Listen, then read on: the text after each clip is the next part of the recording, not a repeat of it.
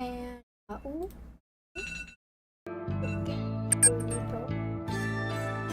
Okay. Hello. Oh, let me turn down my phone because I don't want to hear me. Okay, so the game should be popping up just fine. Hello. You may not remember this game, but I do, and I never got to finish it. This is Corpse Factory. I actually did a live stream of this game a while back. It was back before I got like a new camera, a new PC, a new mic. It was all before that, and it sounded horrible. And if you go back to it and find it on my channel, you'll see that I've actually played it. I don't remember where I left off. I wanted to come back to this game, so I was like, hey, why not come back to Corpse Factory? What I do remember is that it's about this girl. No! It's about this girl who sends messages out from requests of people who send she sends like death pictures, like as if you're gonna die and the time that you will die. And that's all I can remember from this game. It's kind of like a visual novel. So it's been a long time since I played this, so I'm gonna continue where I left off, which I don't remember where I left off, but we're gonna find out where I left off. Oh.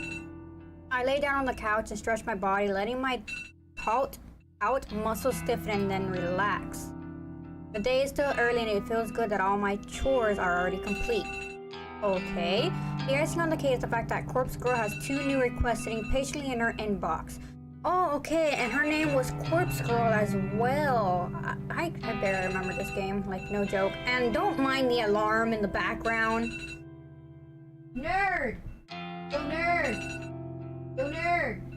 I'm gonna wake up. You're gonna hear an alarm throughout this stream until somebody wakes up. Thank you, child. Okay, what was it? I logged in earlier and saw them, but decided to sort out my cleaning first. Okay. What? Now I can reward myself by spending the rest of the day working on the new requests. Okay, I can hardly contain my excitement as the prospect. 2 requests to work on is better than I could hope for, and I no, I need the light on, you child, so they can see me. And I'm sure at least one of these new victims will fall. My sister, she turned off the light. I'm like, I need that on. My positive attitude will go on a long way to ensure my success this time. I don't know about that. Can I do it with my keyboard?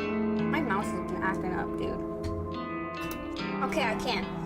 I flip open the lid and gaze at the photos and I downloaded earlier. Okay, my 2 new victims. Fresh blood.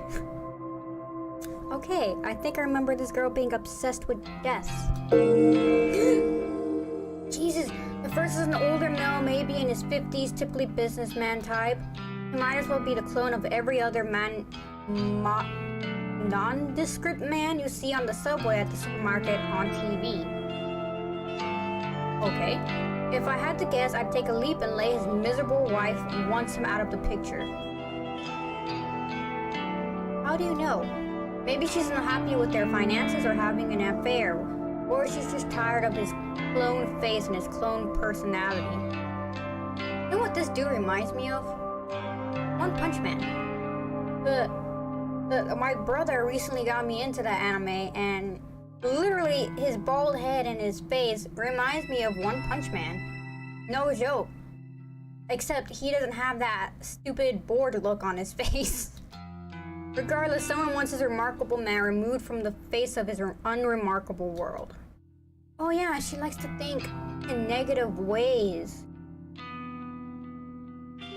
There's so much I missed from this game. Jesus! The second victim is much, much more interesting. Oh. And who are you? 2 things strike me as noteworthy about this photo. Firstly, okay, I won't mention that, of course. Secondly, the image is a photograph of a photograph. Somebody has snapped a picture of an actual physical photo and uploaded it to the site. I mean, that could be fake. The photograph is in good condition, as though its owner values it above all else. A signature is scribbled across it in white ink. Okay, it's an autographed photo of someone who is perhaps moderately famous. Okay, I don't recognize the woman in question, but the signature is such a mess that I can't make out even a single kanji in her name. Regardless, are we willing to bet that a disgruntled fan is requesting her death? If she's an idol or a singer or an actor, it would be unheard of for something like this to happen. A fanboy gets to meet her a few times to shake a hand in events, whatever. He asks her out and she politely declines. Okay, and then the obsess begins. If the fanboy can't have her, no one can. Kill her, kill her. Okay, well that's the theory I slowly pieced together as I examined some of the finer details of the photo. Okay, the reasons behind the request don't matter. They never matter. I'll kill them all the same. Oh god. I'm going to work on the woman's photo first. Why is that in 2 different colors? I'll timestamp her photo with tomorrow's date and send it to her this afternoon. That should give her about 24 hours to give up on life and light herself on fire. Oh god, maybe I'll do the same with the businessman. I'll give him a timestamp set 24 hours from when I send the photo. It'll be kind of fun to schedule 2 deaths to occur around the same time. It'll make tomorrow a very exciting day. I think I remembered that last time there wasn't a death when she sent a photo or message of this, but then another death occurred when she sent a photo or message of this, and then she got quite excited about it, you know? With my goal set, I load up the database of the deceased and get to work. So basically she's manipulating the deaths. June 8th, Monday evening, okay. I'm rather proud of myself today. During my morning routine, I made sure to take my medication in the correct doses, and I even washed it down with water. Okay. It didn't even interfere with my strict schedule. I still managed to catch the usual train and got to the convenience store at the usual time and arrived at the office without a hitch. Oh yeah, and she likes to burn these burner phones and like break them or like smash them and then toss them aside. Once she sends the photo, she uses burner phones. That's what she does. If I can keep up this dedication, this commitment to improving myself, I know I can be stronger than ever. Strong enough to fulfill Corpse Girl's ambitions. I greeted both Shinya and Tomoe when I came into the office and even made small talk for a few. Who are they again? Since the day has nearly ended now, I'm going to make an effort to chat with them again before heading home. Okay? Being social will help me get through this. That's what Aoi used to tell me anyway, at least before she stopped being social herself. Who is that again? I don't remember these people. It's about 5:45 p.m. Although both of my latest victims should have killed themselves by now, I don't feel the need to obsessively check for their obituaries. I have a new alert set on my phone. Of course, if it uncovers anything, I'll be notified. But then if it doesn't, I won't stress out. Okay. This girl, she's obsessed with death. That's all I can say. I'm playing it cool. Cool, stoic, unflinching Noriko. That's her name. I forgot her name. The drone in the office always reaches a nadir at this time and in the evening. It's actually quite pleasant being able to sit in a quiet environment and feel the soft breeze of the air conditioner against my skin. I like to take this time to slow pack away my things and get ready for the journey home. As I take off my headphones and stretch my arms, Tomoe approaches me with a spring in her step. Yeah, what up, slut? I forgot there's voices in here. Don't call me that, okay? I can't remember a thing about you. I don't remember one thing about you. About a week ago, I would have taken Tomoe's greeting as an insult. Now that I know her a little better, I can tell she's actually just being affectionate. I don't remember that. Despite any differences we might have once had, she really seemed to have warmed up to me lately. Hello. How did your day go? I forgot there were voices in here. You know, same old. What about you? It went well, thanks.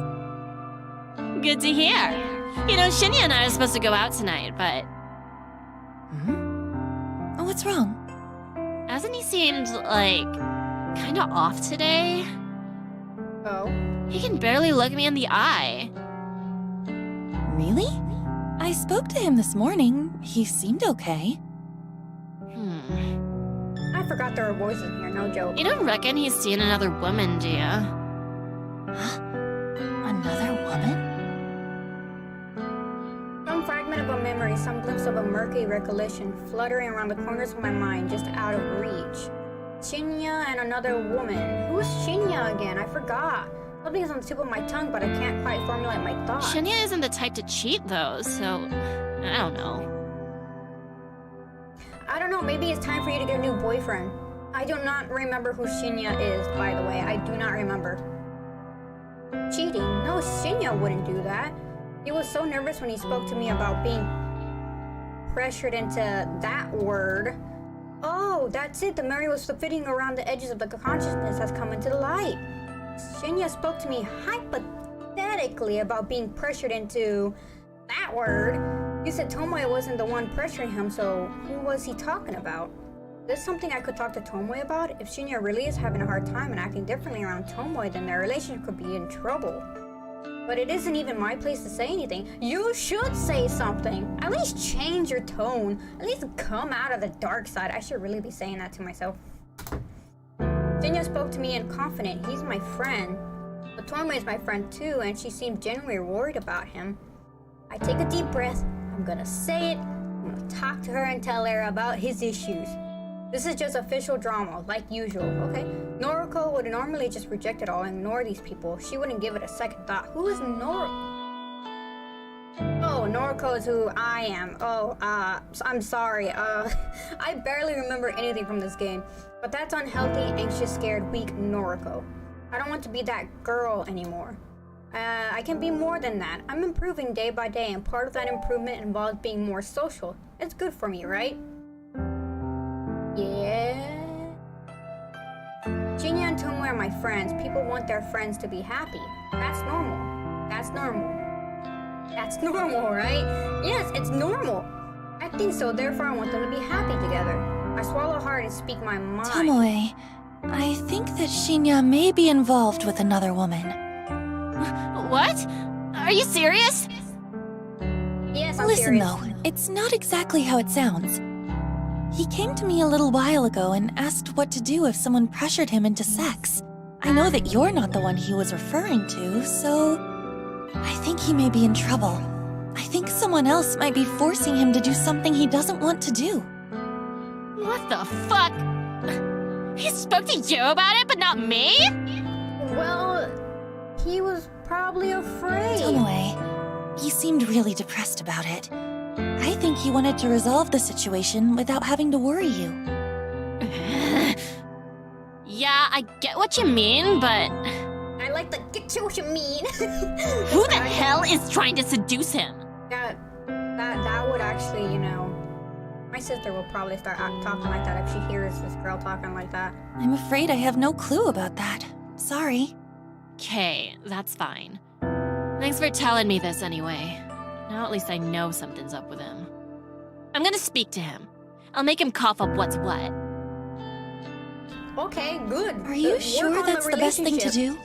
do? Yes, it's the best thing to do. Are you crazy? You gotta make him talk about it with his GF. That's how Yeah, it works. Cause I'll let him know that I'll take care of everything. If some you bitch is bitch. putting the moves on my Shinya, I'll smack him into the ground. Okay, you can do that. Of course. I don't know why I ever doubted you. Oh, Tomoe grins despite her obvious frustration and gives me a thumbs up. Thanks, Skank. I'll keep you updated. Okay. Oh, Good luck. Yeah. I'm still not worse too. I forgot about this game being like this. Oh God. Let's just continue. She spins on her heel and leaves me behind. I think I did the right thing. Surely Tomoe will get to the bottom of the situation. I watch as she wanders over to Shinya's desk. Mess. They exchange a few words that I can't hear from my position. Tomoe then leaves and Shinya sluggishly lowers his head to rest against his desk. Well, now that Tomoe has left the office, only a handful of stragglers remain on this floor, myself and Shinya included. I find myself watching Shinya for more than a few minutes. He doesn't seem to notice that my gaze is locked on him. Okay, now that you know that something's wrong. Now you know something is wrong. Few more of my coworkers take their leave and an eerie quiet descends over the empty office floor. I remain in my chair, staring intently at Shinya's distraught face. We're the only ones still here. He doesn't show any signs of moving. It's kind of unnerving to see him like this. Not like he's the peckiest or most energetic person I've ever met, but to see him so drained and motionless makes me feel uncomfortable. I owe it to my newest conviction to go and talk to Shinya. More than that, I owe it to him. I find myself striding towards the desk before my mind even registers that I'm moving. Hey, I'm slightly startled when he immediately looks up at me. The sudden movement and reminiscent of a corpse springing to life in a B-graded zombie movie film. Her descriptions on corpses and it's just, I'm disturbed by her, but at the same time, I kind of do like her. Oh, Noriko! This is Shinya, my stupid butt. I'm over here like, who is Tomoe again? Who is Shinya again? I hardly remember these people because I played this game like a long time ago when I had a different setup back then. not Hi. feeling well? Hi, Not Shinya. really. I'm sorry. I shouldn't be here if I'm unwell. Are you? Are you unwell? I didn't mean to worry you. Oh, really? Oh no, I wasn't worried. I was just worried about my BFF with her gotcha, dude. Did not say it as she said it. How did she say it? Don't sweat it. I'll, take my leave then. Okay. If he leaves now, I won't feel like I've done anything to help him. As awkward as it feels to pry into his personal affairs, I need to dig deeper if I'm gonna try and help him feel better. But what should I even say? Shinya, is something wrong? Is someone still pressuring you? Is someone, coming on to you? You can talk to me. We friends now. We can talk and we can settle it, and then I can punch someone in the face with my fist, or probably send them a picture of their death. What? Oh no, I think I need my mouse with this. Oh no! Tell me what's wrong. Tell me what's wrong. Please, oh my god, please tell me I didn't make the wrong choice.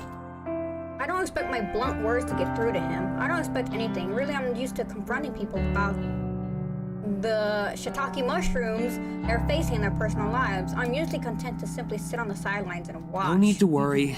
I'll be okay. No, you better tell me, B-I-T-C-H. Tries to smile, but his composure cracks under the weight of his blatant lie. I quickly try to piece together what I know about his current situation. Based on the silvers of information I've been drip-fed, I'm certain that someone has been word him. At the very least, someone has been trying to force him into doing something he doesn't want to do. I don't know who that person could be. I could send them a quick photo of their death and they could die the very next day. It could be someone from the office. It could be someone from the private life. I'm confident that is not Tomoe. Shinya isn't the kind of person to ever stand up for himself, and he's probably not the type of person to speak up when he's feeling down. No, he doesn't look like it. He does not look like he's the person to stand up or anything. But his recent composure reveals volumes about how he's truly feeling. Whatever the situation is, it's painfully obvious that Shinya is a victim. And yeah, I can tell. I can tell. Whatever is happening in his life is not his fault, and he's too proud or stoic to embarrassed to seek help, even from his own girlfriend. If I don't put one foot forward and cut to the chase, chances are Shinya will never build up the courage to ask for help before it's too late. Someone is Exactly. sexually assaulting you, right? Don't say it out loud. I don't want my freaking video to be god dang. He doesn't say anything. He doesn't even flinch, which I have to give him credit for. This is a guy that couldn't keep from blushing the last time the word "it" was mentioned around him. I'm not gonna Yes. say the word. His calm response and even calmer demeanor divulges his inner turmoil. I see. I don't know what to say next. I see probably wasn't the best starting point, but I am truly at loss of words. He confessed so readily, and I expect more resistance. Can you tell Well- me who it is? Yeah, tell me who it is. I can find a picture. I can, edit a corpse picture, put a date on there, set a time, and have him dead the next day, and you won't have to worry about it. I can't. You can't tell anyone. I mean, yeah, I guess I would understand that. Not you. Not not Tomoe. What? Really?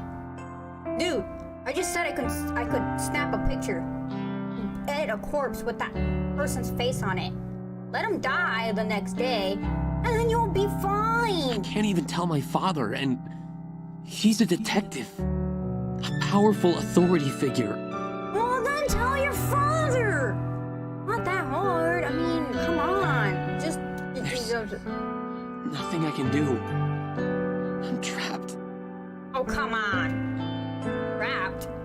It's a feeling I'm all too familiar with. It's a feeling shared by countless victims. Not that Shinya and I have ever gone through the same trauma, but part of me can't help but wonder if that feeling of helplessness is what flashes through the mind of my own victims.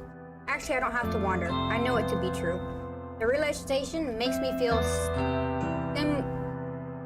simultaneously queasy and satisfied. What will happen if you tell someone? I don't know.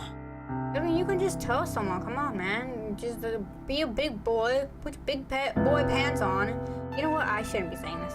Yeah. If the truth comes out, I could lose my job. I could lose Tomoe. It's someone from the workplace. It's someone here. His job, then it's someone we work with. Of course, somebody in this very office has been taking advantage of Shinya. Of course, I called it as soon as he said I'm gonna lose my job. I fudging knew it. Let me guess, boss lady? Is it boss lady? If you want, I can take a picture. I can have her dead the next day. And there, was the lady a boss? It's somebody here then. I speak my thoughts aloud, and he looks directly How? at me. You're worried you'll lose your job if you come forward. It's obvious. Huh? Yeah. Yeah. Sorry. I'm not trying to sound rude. Yeah. If this person found out you came forward, you'd lose your job. Then it's someone in power. A manager. An exec. Exactly. And that's why you can't tell me. That's right. I can see the predicament. Of course, yeah. You don't have to say another word to me. Huh? It wouldn't be your fault if I stumbled upon someone assaulting you. It wouldn't be your fault if I was around to witness it. No, Exactly.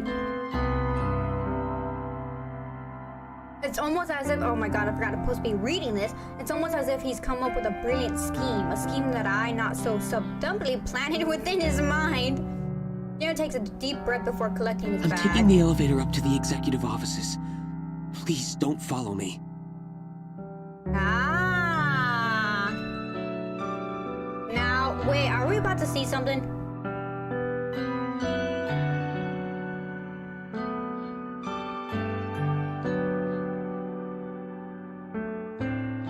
Wait. Are we about to see something? Don't show anything. Oh god. Oh. Okay, thank God. Come on now. I'm tired of playing games with you. Okay, good. We did not You see anything. want to please me, don't you? I'm your superior after all. No! Oh, okay. Dude, okay. How can you expect to get ahead in this company without sucking up to your superiors? Weird, that's not how you go up. Yeah. Miss Ida, please, I just came here to... Oh, shh. I don't want to hear it. Take your shirt off. Can you just go in there? Good. Good, you stepped in. Jesus Christ. Who are you? Yep, within a second, someone has abandoned Shinya and drawn close to me. Kurosawa, what in hell's name do you think you're doing here? I followed Shinya. B-I-T-C-H? What you gonna do about it, huh? You wanna post up? Let's post up. We can bring these hands up, you know? I care about, you know, my friends. So we about to crack these knuckles and we about to go. We about to go. Let me get some brass knuckles and we can just punch each other in the face. This level is for executives only. I should have you thrown out of here by security. But guess what I caught? B-I-T-C-H. Shin, Fujikawa isn't an executive either, Miss Ida. And he looks quite at home here. Exactly. Yep, to the point where I'm certain she can't possibly see anything. Fujikawa's business here is none of your concern, Kurosawa. Oh, yes. I saw what you were doing. Leave. Now, or I'll have you forcefully removed. Nah. Oh yeah, I fold my arms over my chest and dig my heels into the ground. I'm not one for confrontation. I'm not one to hold my ground against a powerful advisory. And yet this vivid image of Tomoe has bloomed in my mind. Tomoe is so strong-willed and head over heels in love with Shinya. Tomoe who would do anything to protect the guy she adores. In Tomoe's absence, it falls to me to protect Shinya. That is right. Go, girl! Fuck off, you filthy skank. B-I-T-C-H. I can't believe the foul words that stumbled out of my mouth. Of course. Apparently, Kotomoa can't believe it either, because her eyes finally widen and her jaw drops. She looks like a stupid idiot. I'm not gonna say that word. Somehow Tomoe's indomitable spirit seems to have inhabited my body. My words echo her own. That, or I've just managed to find a temporary burst of courage. What did you say to me? I just called you I'm not gonna say the word. I'm not gonna say You the heard word. me loud and clear. Back off Back from off from Shinya. Shinya. If I catch word that you're harassing him, flicking, I'll have you in a legal headlock quicker than you can blink. Exactly. I copied exactly what she said, and we're about to go down. You We're gonna go down. don't even know what you're talking about. Of course I Trust do. me, I know enough to bury a dirty slut like you. Exactly. Exactly. So, this fist is about to go in your face. Fatome grits her teeth and a vein protrudes from her forehead. Without another word, she pushes past me. Her shoulder slams into mine. But by some minor miracle, I manage to hold my ground. I hear her footsteps fade away as she leaves the floor. I exhale sharply and a wave of Disney suddenly washes over me. Noriko, that was amazing! Oh, yeah, you're welcome. I nod and sway a little, then take another deep breath and rebalance myself. Happy to be of assistance. Yep, I can tell Shinya doesn't know what to do next. It looks like he wants to hug me, but given the gravity of the recent situation, we both silently decided that's not the best idea. Exactly. Don't hug me. Please. I almost lost my balance. You're welcome, by the way. I'll accept my payment of $500, please. And once I get those $500, I would like another $600 for helping you. And then, Tomoe can, fire up her heel right up that manager's butt. Wait, is she an executive or a manager? Which was she? Instead, he settles for a pat on the shoulder with his hand. Thank you, Noriko. Thank you so much. Oh, you're so welcome. You're welcome, Shinya. I'm so happy to help. And I planted that idea right into your mind, So where's my $600 plus my $500? I would like that, please. Please. I don't know where you get your courage. Perhaps I could stand to learn a thing or two from you. Exactly. So start standing up. Don't sweat it. I'm going to go home for now. I hope that's okay. Of course. Go get some rest. Yeah. Shinya smiles for the first time in a while, and he releases his hand from my shoulder. There's no fall for me, dude, because you're already dating Tomoe. Is that her name? After he's gone, I collapse into a nearby chair and listen to the frenzied sound of blood pounding through my veins. Oh. I'm guessing she got a bit too. Wait, hey. Okay, it's not showing anything? Good. Steam and suds fill my vision as a pleasant torrent of hot water sprays across my body. Okay, it's only a piece of scripture. The tiles on the shower wall are polished to a pearly sheen, so much that I can see my own hulking and beautiful ugly reflection in them. Okay. The shadow on the reflection has dark matted hair in her eyes. I don't know if she can see me like I can see her. Is she looking at her reflection? I wipe my hair from my eyes and stare into space, trying to shake the abstract thoughts from my mind. It isn't until my phone springs to life on the bathroom countertop that my thoughts return to the present. I startle at the noise. I peer through the shower glass doors, but it's impossible to make out the name flashing on the phone screen thanks to the steam. that has fogged up to the glass. Ollie is the only person who regularly calls me, so it could be her ringing. Or it could be a spam caller trying to sell me something I really don't need. But I may just cave in and buy it anyways, because it's a nice feeling that someone thought to call me. Oh, I don't answer the spam calls. I hang up. I open the shower door and tiptoe out, my wet and dripping body causing pools of water to form on the bathroom floor. Okay. A deft hand snatches up my phone. I clutch it to my chest as I retreat back into the shower. Why would you take your phone in the shower? The water never stopped running as it greets me with a welcome warmth as I bask in it once more. Hot water in the shower feels nice. It does. My phone is a fairly new model, so it's conveniently waterproof. I take advantage of this feature on occasion. Got a waterproof phone? Mind if I take it? Oh, I would like a waterproof phone. Take that? It's nice to be able to submerge myself in water and browse the web to truly escape my own thoughts. Okay, heavily droplets smack against the phone and dribble down, but my eyes ignore them as I scan the screen. An incoming call is a voice chat request from noise user Koji. Kojiro is called? Who's Kojiro? I answer the... Noriko? Oh, that's Kojiro! I'm a stupid ass. Hey. Hi.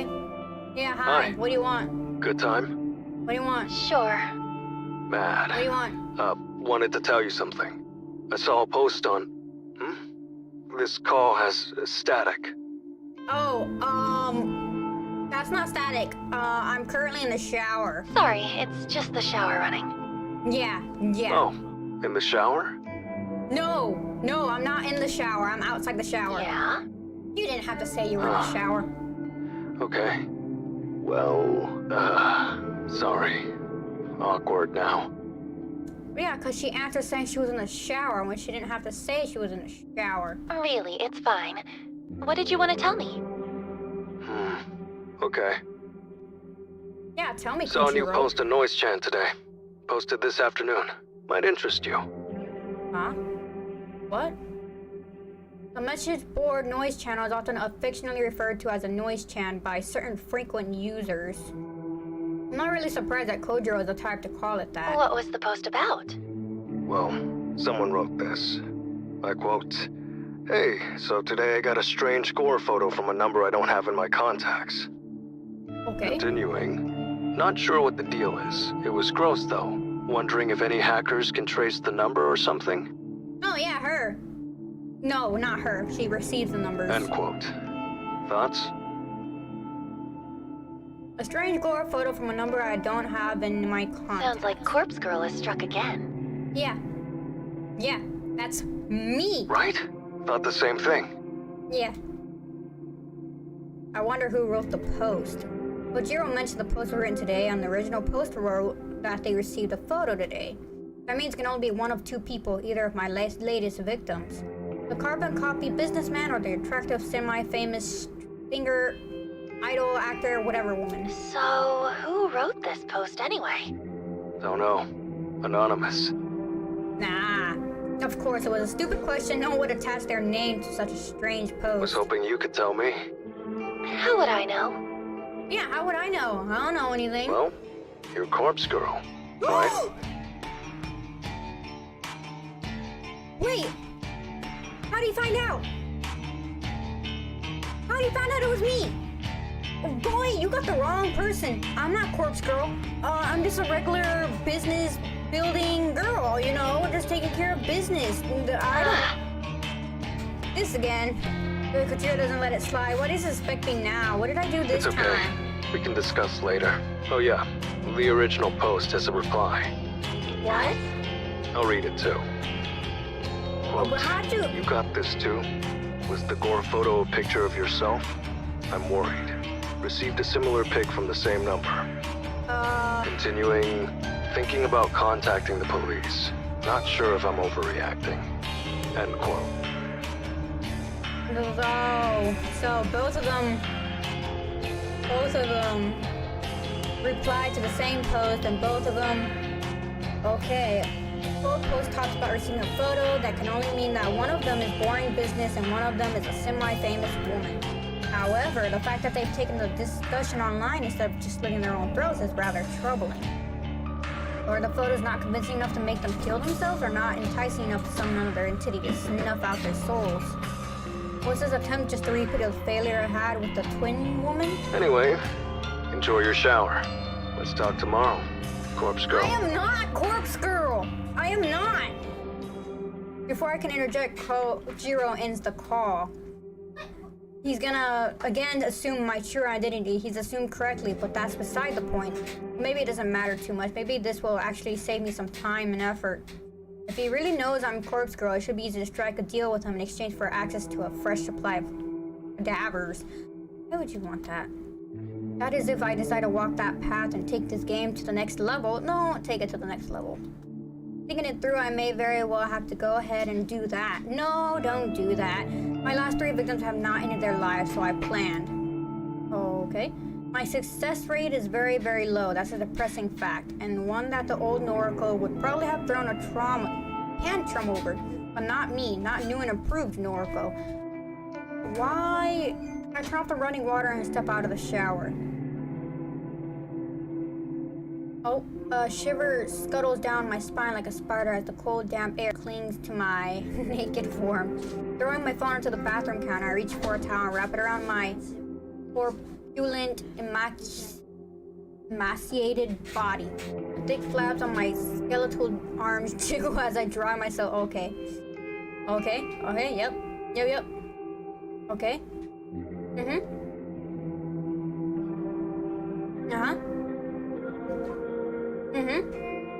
Yeah, they're describing your body. Okay. I flick off the bathroom light as I exit into my bedroom. I sit down on my bed with a towel around my body and another one around my hair. My laptop is lying open on the sheet, so I pull it towards me.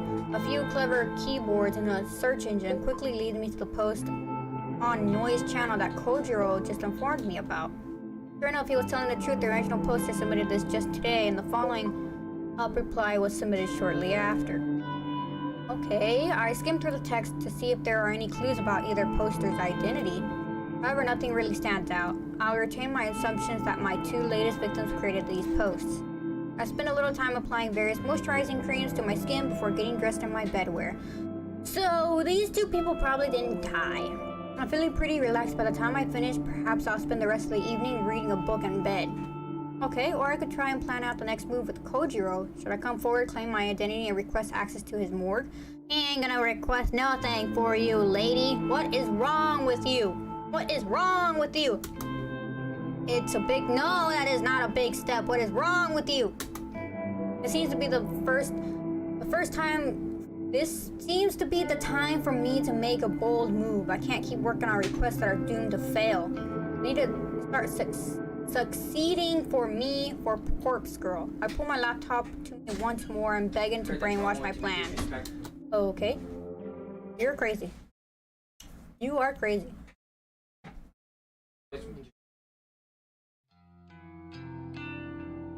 Oh, it's Tuesday. He should be here by now. I was pretty clear about meeting at 5:30 p.m. Okay, it's already 5:45 p.m. and he isn't even in sight. I'm stupid. I thought for sure that he wouldn't miss a chance to meet up with me again. Sorry, Noriko. Looks like he doesn't want to do your request. I can't contain my nerves. I try to tell myself that I'm only angry because of repetition. I'm not actually angry at him. This is a big moment for me. I never once revealed my identity to anyone. You shouldn't, because then you'll go to jail. I assume he will take it in stride. I wouldn't be going through with this if I didn't firmly believe that. Hi. Oh, hi. That's how you looked. I totally forgot that's how you looked. My neck jerks in reaction to the voice. There you are. Yeah, there you are. What took you so long? You know, there's a time set. Did she say 5:30? I'm late? Yes, you are.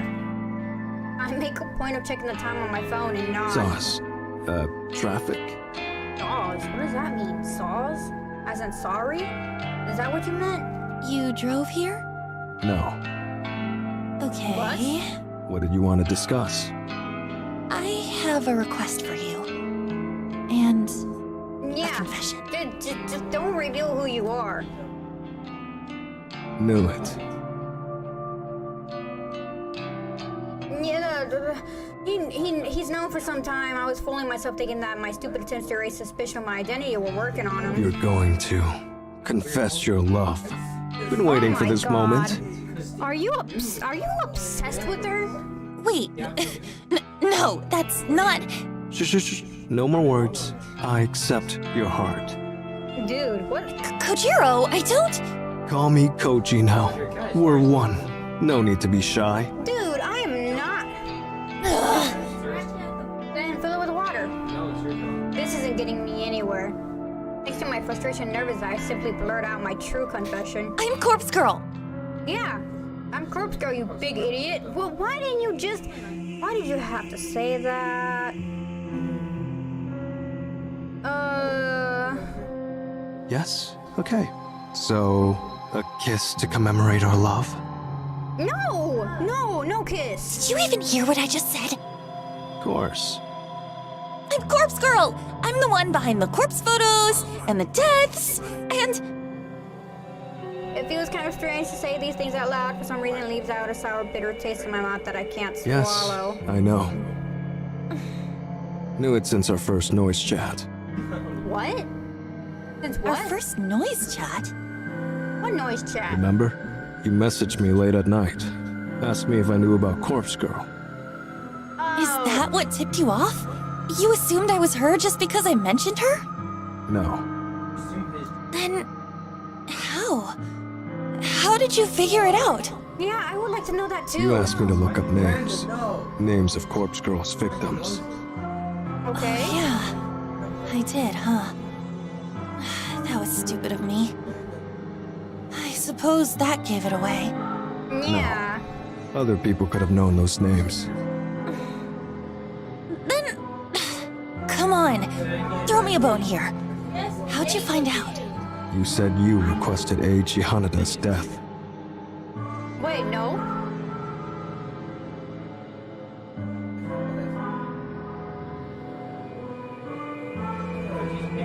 Oh, I think it's coming back now. If I remember correctly, it threw him off my trail for a while, and it did not last, lady. He believed I was the one who requested the death, so that explains how I knew he was one of the Corpse Girl's victims. But if what Kojo is telling me now is true, then my lie actually had the opposite effect. I didn't make him figure out my identity. I don't understand. I confessed to requesting Eiji Hanada's death. So what? That was a lie. Yeah. Even so, I still don't understand. You're not making any sense. Yeah. Shoulders drop. He stares at me You intently. lied about requesting Eiji Hanada's death. That lie proved to me that you were Corpse Girl. What? How did I lie? Yes, but how? Tell me! Yeah, tell me, dude. Oh my god, is this CG? I was the one who requested Eiji Hanada's death.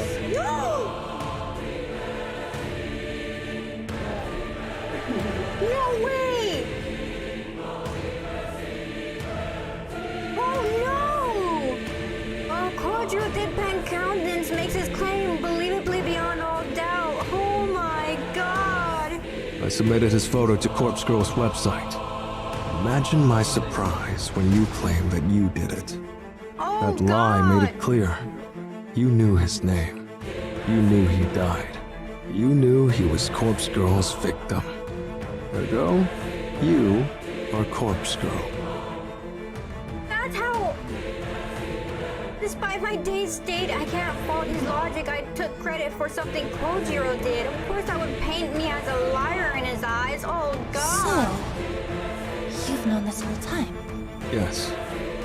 And Why yet, not I just request your death you still then? met up with me. And not just today, but at the cafe too.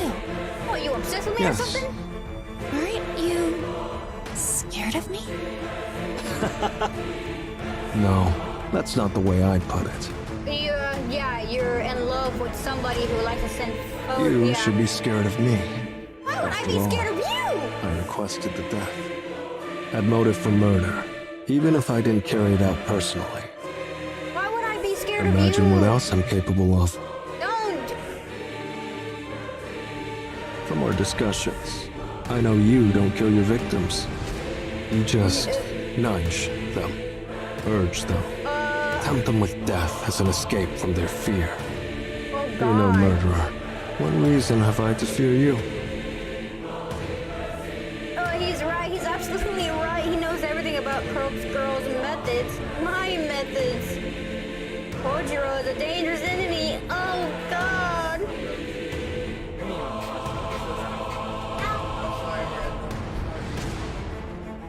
Oh my God. Join me. No, don't. Help me. Help Corpse Girl rid this fucking world of the fetid filth that infests it. Why would you request that? There's a certain beauty in death, a macabre certainty, an absolute state of finality. Why? Nobel Sinclair. Why would you? You understand what I'm talking about. You work with cadavers for a living. Yes, he does, but you don't have to. Why would you? The dead can't hurt you. They can't betray you. They can't disobey, or object, or disapprove. Wouldn't it be better if we were all beautiful like that? Perhaps. What? Didn't expect Corpse Girl to be so vain. So vain? Is your motivation simply to impart your own ideas of beauty to the world? I don't know. Maybe. No, There's more to it. of course. Me, myself, Noriko, may be vain. But Corpse Girl isn't burdened by such petty notions. Her ambition is pure. Her ambition is crucial to the survival of the entire human race. Thought I had a big ego. You're so self-important. Both you and Corpse Girl. Oh my God. I don't expect you to understand. Not yet. But I've realized that I can't do everything alone. I need your help. Team up. I need cadavers. I see. Oh, don't. What's in it for me?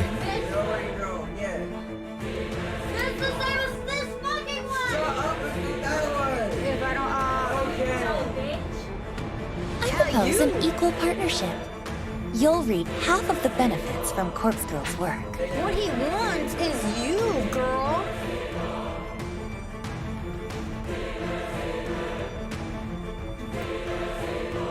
He wants you. This tactic relies completely on my assumed understanding of Kojiro's innermost desires. He wants you. If I'm wrong about him, then this whole thing will blow up in my face. Corpse Girl will create more death than you could ever imagine. Think of all the fresh corpses you could get your eager little hands on. He wants you. He literally said, "Oh, you're confessing your love to me." That's what he wants. Sorry. Already got my fill of corpses. Ward's full enough as it is.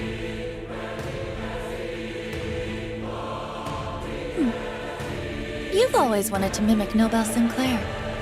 I can see it in your face, in your very soul, whenever you praise his work. You want to emulate his actions and experience his escapades firsthand. He wants You want to girl. dress up That's corpses, why.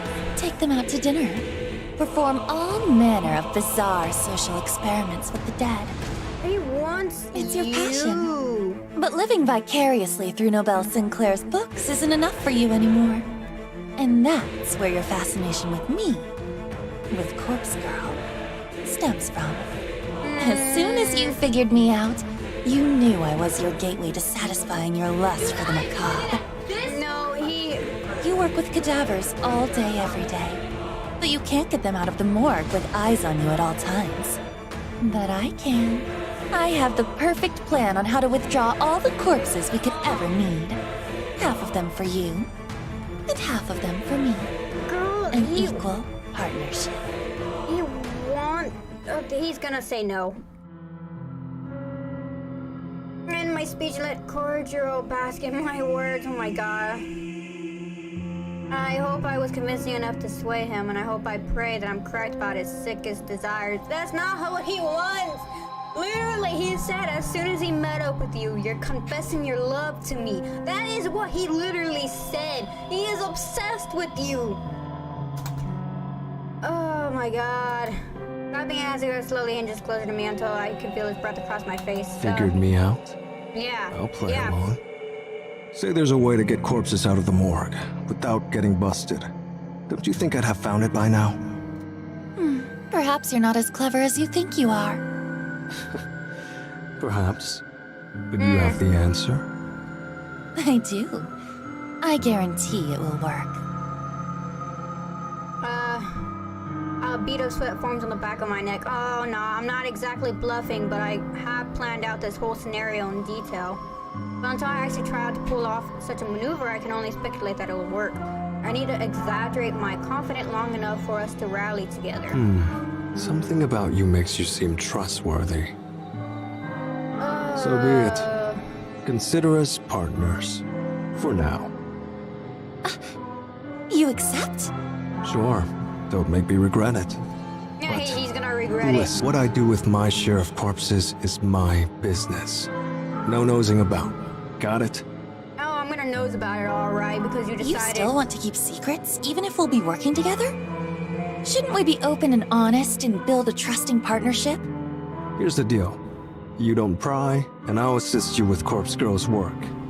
I'll help you craft your elaborate photos. No charge. Yeah. I get privacy, you get an assistant. Mutually beneficial. Wouldn't you agree? I guess that works out.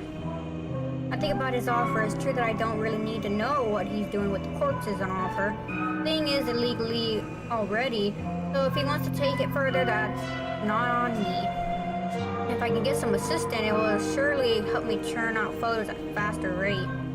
I need muscle to move bodies for starters. That alone is worth keeping my nose clean. Okay, we have a deal. You're crazy. Glad to hear it. Cordial extends a hand and I grip it firmly as my frail bones will allow it.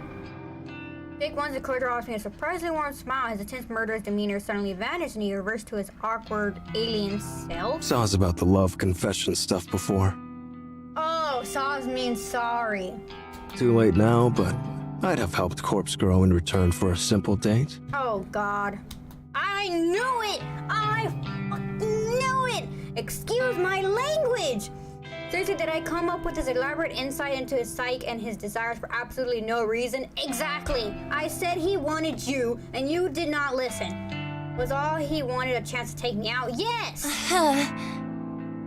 No backing out now.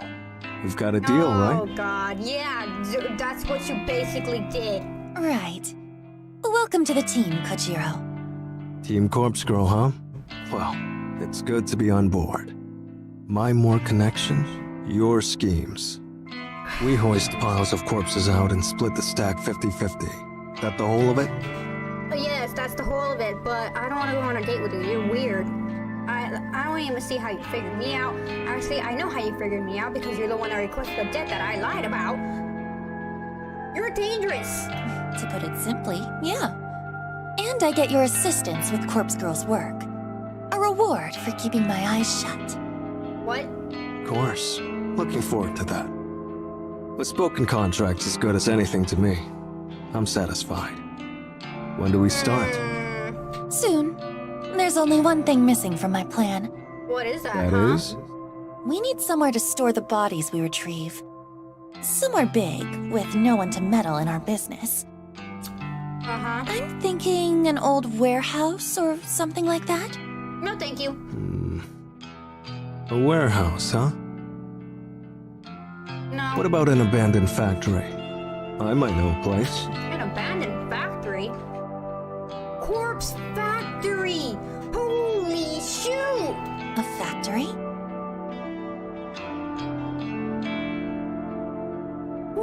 Corpse factory! The name of the game! That is so brilliant! It's pretty late. By the time I get back home, I'm completely wiped out. That conversation with Kojiro took way more out of me than I would have guessed. My entire mouth feels parched and dry. probably due to a combination of nervousness and talking far too much. Still, I'm happy with the end result. That meeting was worth stepping out of my comfort zone for... I'll wait for Kojiro to get back to me about the abandoned factory. Once we secure a location like that, our real work will begin. I figured that I would turn in for the night since I need to be at the office in the morning. But the ever-present tug of curiosity pulls at my sleeve and I feel myself being drawn to my laptop. Okay, I'll take a quick look for new requests. Just a peek. Laptop open and logged in, I feel the urge of endorphin slug me across the face when I see the notification for one new request. Squealing like an overly excited schoolgirl, I open the message and view the details. Quest details. Today, 6:02. Victim's phone. Downloading image attachment. No! It's her. I predicted it! I'm gonna take this photo, would slap you right onto a corpse, and then put a date and you're dead the next day. Yup, Kotomi, you are dead. I should not say it. I'm in complete disbelief. Seeing this request come through the site gives me a disordinate sense of deja vu. I wreck my bane for the cause, wondering if I've lived this moment before. The answer hits me quickly despite my mind's exhaustion. Kotomi Ida isn't the first worker of mine to have her death requested. Though I didn't know at the time, Akane Tsukumake also worked in the building. Her death was requested not that long ago. You are dead. You are dead. Kotomi Ida marks the second person to be wanted dead within my company, and she's an exec, just like Uramaki. I wonder if this is simply a coincidence? It surely has to be. After all, Tomoe confessed that she was the one to request Umaraki's death, and she seemed to regret doing so. Therefore, I have to doubt that she'd go on to upload Kotomi Ida's photo to the site. But who could want Kotomi Ida dead? Shinya. She isn't the most likable person, but who really is? He deals with the juniors on the floor on a regular basis. The juniors like me, Tomoe, Shinya. That's right, thanks to Kotomi, Shinya's prospects at the company are dead in the dirt. That's before even diving into the true issue, their current relationship. Would he request her death as retribution? He doesn't seem like the type, but without a sigh, I'm far too tired to run through my myriad possibilities tonight. I don't think I can even bring my weary fingers to navigate to a database of the deceased to start on this request. I'll tackle this tomorrow, no matter the reason behind the request. Kotomi Ida will receive a corpse photo. Oh, that's my conviction as corpse girl after all. Oh, this girl. I close the lid of my laptop and throw myself down on the bed, begging for sleep to claim me quickly. You could have done it now. We could have gotten rid of her the very next day. I need to talk to you. What's with that look? Got something up your ass? No. Well, yes. Come on, just follow me. Oh, I grabbed Tomoe's wrist and grabbed her away from the labyrinth of desk and into the elevator, waiting patiently for us. Oh wait, is she gonna tell her about Shinya and, what's her face? We emerged from the double doors into the lobby. This place is quiet and nearly empty. It offers significantly more privacy than the crowded 14th floor. God, your fingers are bony. You're pinching me. Sorry. Oh, well, I don't eat, okay? I look over her wrist and she rubs it gingerly against her clothes. Anyway, what's up? I hesitate for a moment, even though I ran through this scenario in my head during the train ride. I'm still anxious about playing it out now. But this situation involves Tomoe, either discreetly or indirectly. As my friend, she needs to know. I think Corpse Girl is going to target Kotomi Ida. Huh? Did she get one of them photos? Her reaction is fairly indifferent. I thought after being involved in Tsumaki's death, this news would have more of an impact on her. Well, no, I don't think so, but... How do you know then? That's hard to explain. Just bear with me. Yeah, Kotomi and please. Shinya had a falling out. Because of her, his career here is at an end. I'm sure he told you about it. Yep.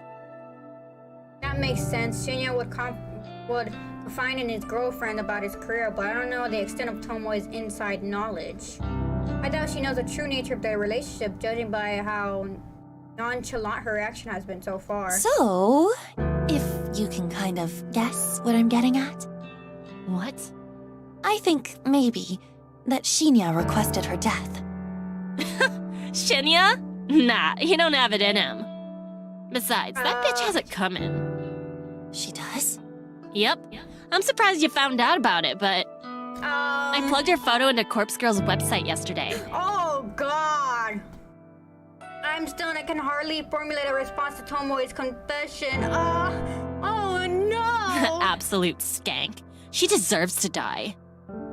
But why? After you requested Akane Tsurumaki's death, why would you? Look, it's not about Shinya's career, alright? I spoke with him, real deep and meaningful like. He confided in me, but since we're friends, I suppose I can share it with you. Kotomi Ida has been sexually assaulting him. Oh yeah, I already know about that. Seriously? I feigned a surprise reaction. In reality, I'm just more taken aback that Shinya actually confessed to Tomoe. It's been going on for months, he says. And now she's fucked his career up, so he'll have no choice but to leave the company. He leaves, and she gets off free without anyone finding out about what she's been doing to him. I hate her. I hate her so fucking much. I tried to digest Tomoe's words. I didn't know that Shinya has been putting up with the abuse for such a long time. Well, months? What? So Kotomi's motives for ending his career was purely out of self-interest. He was probably looking for any reason to disregard him. And that slight incident with Aoi was just good enough for her seize. You see, if he quits the company, she won't find out. It's a simple claim, but utterly devious. We should tell someone what she's been doing.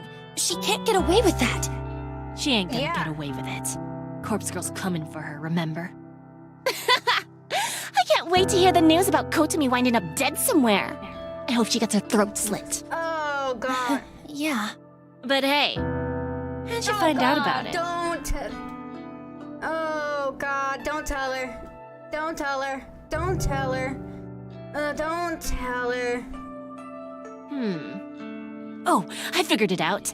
No. Kotomi must have received the photo and told you about it, huh? Wow. Yeah, That corpse girl sure works fast.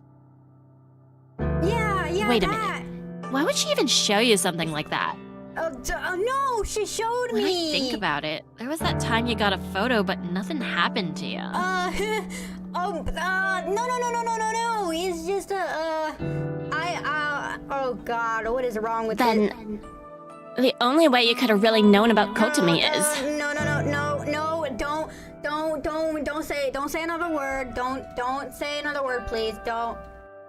No, Corpse girl, aren't you? no, You have to be. It's the only thing that makes sense. no, I'm not. God, are you for real? I can't believe it. No, I'm not. You took your sweet time figuring it out. No. Don't give me that bullshit. You can't expect me to figure out something like that if you're gonna try so hard to hide it. What the fuck, girl? You get your rocks off by killing people? No, not exactly. I don't kill people. The hell you don't! Explain that bitch Tsurumaki. She killed herself.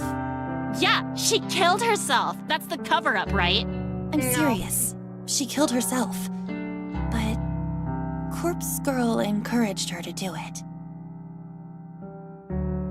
Wait, what? Tomoe blinks a few times. Her face runched up and analyzed my blank You're expression. telling the truth. Holy shit. I can't believe this. You're really Corpse Girl? No. For nearly a year, I've managed to reveal it to two people in less than 24 hours. Oh, God. It's true. I'm Corpse Girl. Wow, fuck me, right? All this time I've been thinking you're just some goth skank with weird hobbies. But Oh, you're actually God. pretty fucking cool. No. You're actually doing something with your life. No. Huh? I thought you'd be angry with me. Angry? Why would I be angry? God, this is the coolest thing that's ever happened to me. Okay, I'm glad that you accepted it, but... Friends with fucking Corpse Girl. And people said I'd never amount to nothing. Though it took me long enough to figure it out. I ain't the sharpest light bulb in the shed. That's not the thing, but I will go with it. I can't argue with that. Tomoe laughs and puts her arm around my shoulder. I shrink away a little, but her good cheer is somewhat infectious. I feel a flood of relief wash through my body. So, like, I gotta know. How many people have you killed? No, you don't need to know that. I said I don't kill people, remember? Yeah, you know what I mean. How many have offed themselves because of you? It's an embarrassingly small number. That's so? Oh, that's a shame. Yeah. Listen, you gotta fill me in on all the juicy deets later, Kay. For now, please focus on getting rid of that bitch Kotomi. I'll do my best. Oh, God. Thanks, slut. Why would you Shinya and I will owe you one encourage for her? sure. Oh, my gosh. She turns back and gives me a thumbs up This gesture. convo No. never happened. Got it. That's my line. You can't tell anyone about me and Corpse Girl. Girl, why? Please, No, who would I tell? It was Well, the police, for starters? yeah, Fuck 'em. I ain't a squealer. I'm on your side, I mean- corpse girl. Relax. Oh, my God. Anyway, peace. Oh, my God. The lady ducks away and leaves me standing alone. No, you didn't make the right decision. What's wrong with you? If I can get her to kill herself, I'll prove to Tomoe that I'm not messing around and I might cement our friendship even further. Yeah, you never thought of that? I have to get through the rest of the workday, then I can return home and focus on crafting Kotome's corpse photo. That's when the real fun will begin. That's not when the real fun will begin. What is wrong with you? Okay, close a cheap plastic burner phone between my fingers. Yeah, she uses the burner phone. Craft a photo of Kotome Idia is done. All I need to do now is send it. I thought about waiting until tomorrow, but I already put off making the photo for a day, so I'll make my move tonight.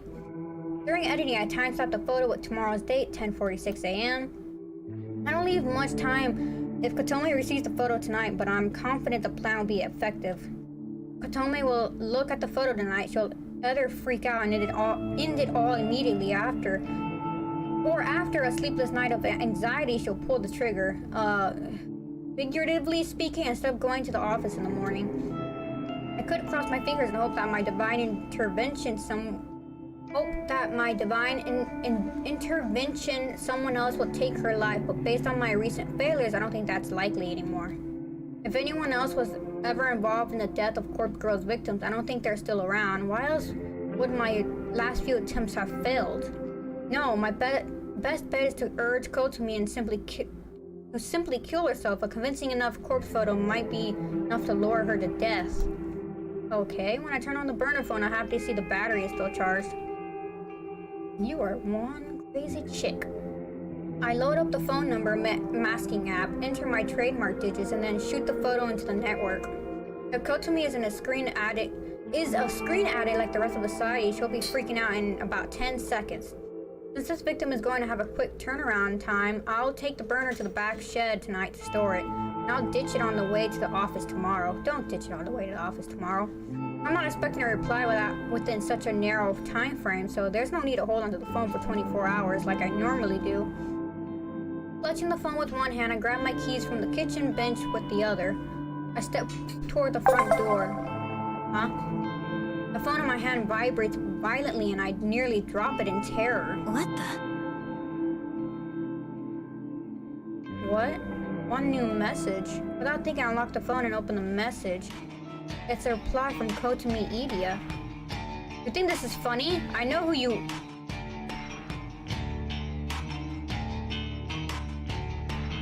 Oh my god. Oh... She actually replied for the first time since Corpse Girl started her grand work. I've actually received a reply from a victim. Even though I used a number mask, there's actually nothing stopping someone from directly replying to my message. A reply message would still get sent through the network and back to the burner phone SIM card. The number mask is simply a stealth tactic displaying the ability to view the phone number actually is. It doesn't prevent replies. I discard the burner phone anyways, but it's an extra layer of security, not to mention a bit of a calling card. Judging by Kotomi's response, it seems we have fighter on our hands. She's not going to give in easily. Her threat about reporting me to the police is a bluff. I'm confident that she couldn't possibly know my identity. I've been waiting for this. I've waited so long for someone to reply. Oh. I think she's going crazy. I can finally put my contingent plan in practice. I've been holding out for this moment. I feel a wicked grin split my face in two. Oh god. And I mash my fingers against the screen as I compose a venomous reply. Oh god. Her attitude has completely changed. Please, I'll do anything. What do you want? I called your bluff, you piece of shit. Oh god. Now you'll do what I tell you to. Oh god. I entered my instructions clearly and consciously. But, oh my god, pack 50 to a bag, put in a coin locker 6644 at Shinjuku Station. Retrieve the item already inside, put the locker key inside, a full soda bottle, and put it on top of the locker. After I send the message, I decide to add one last bit. Do it now, make sure no one sees you. Then go to platform 12, do not board a train. Await my instructions.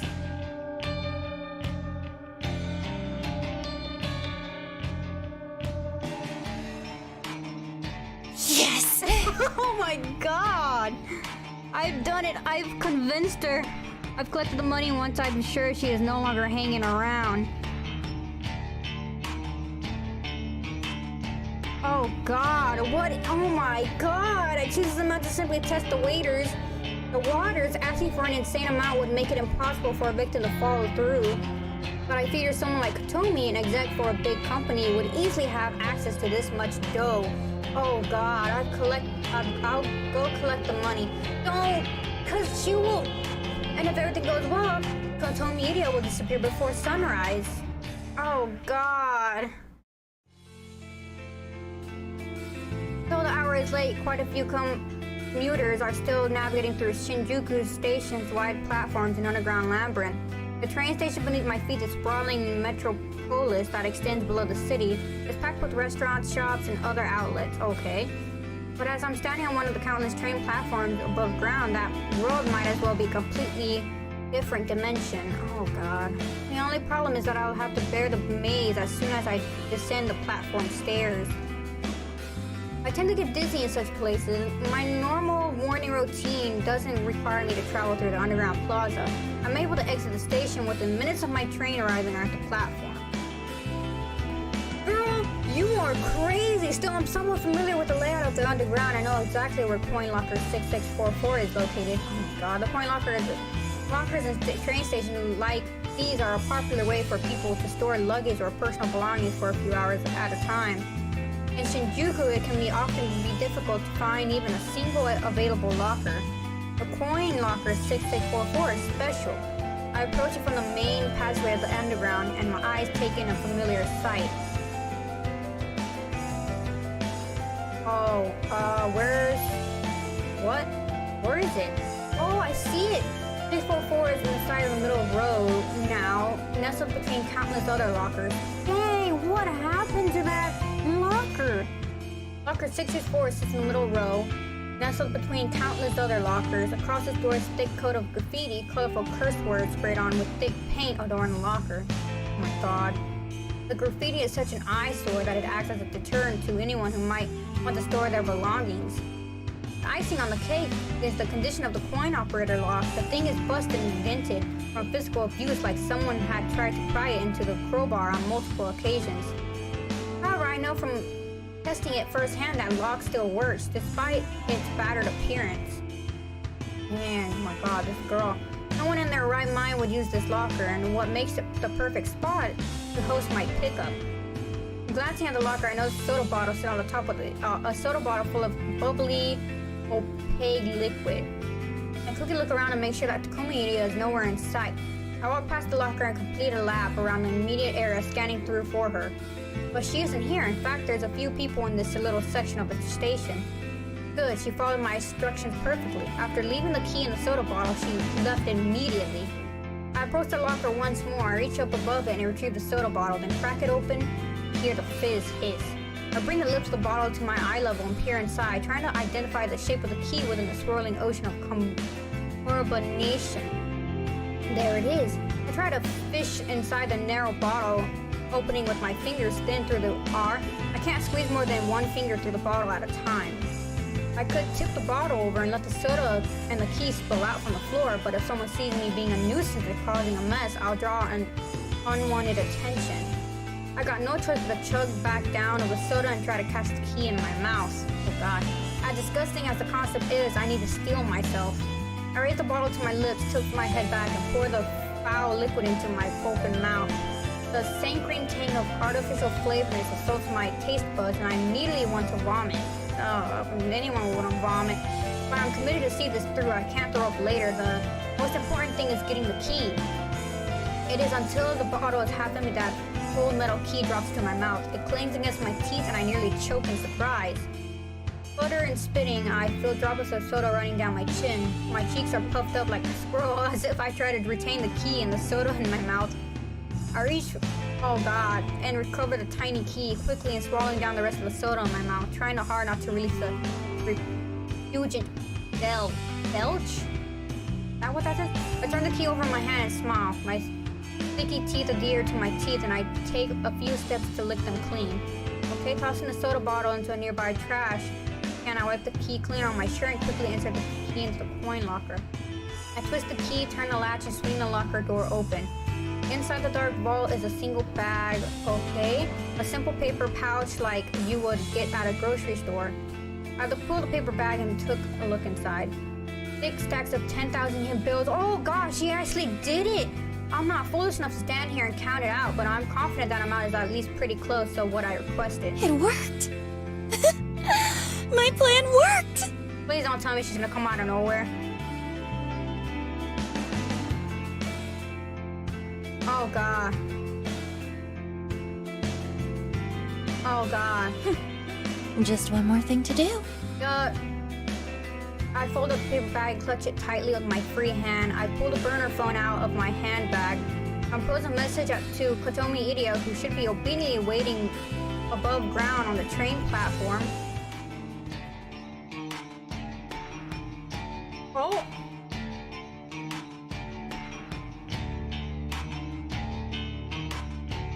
Oh, I immediately noticed the knife that I had placed inside months ago was missing.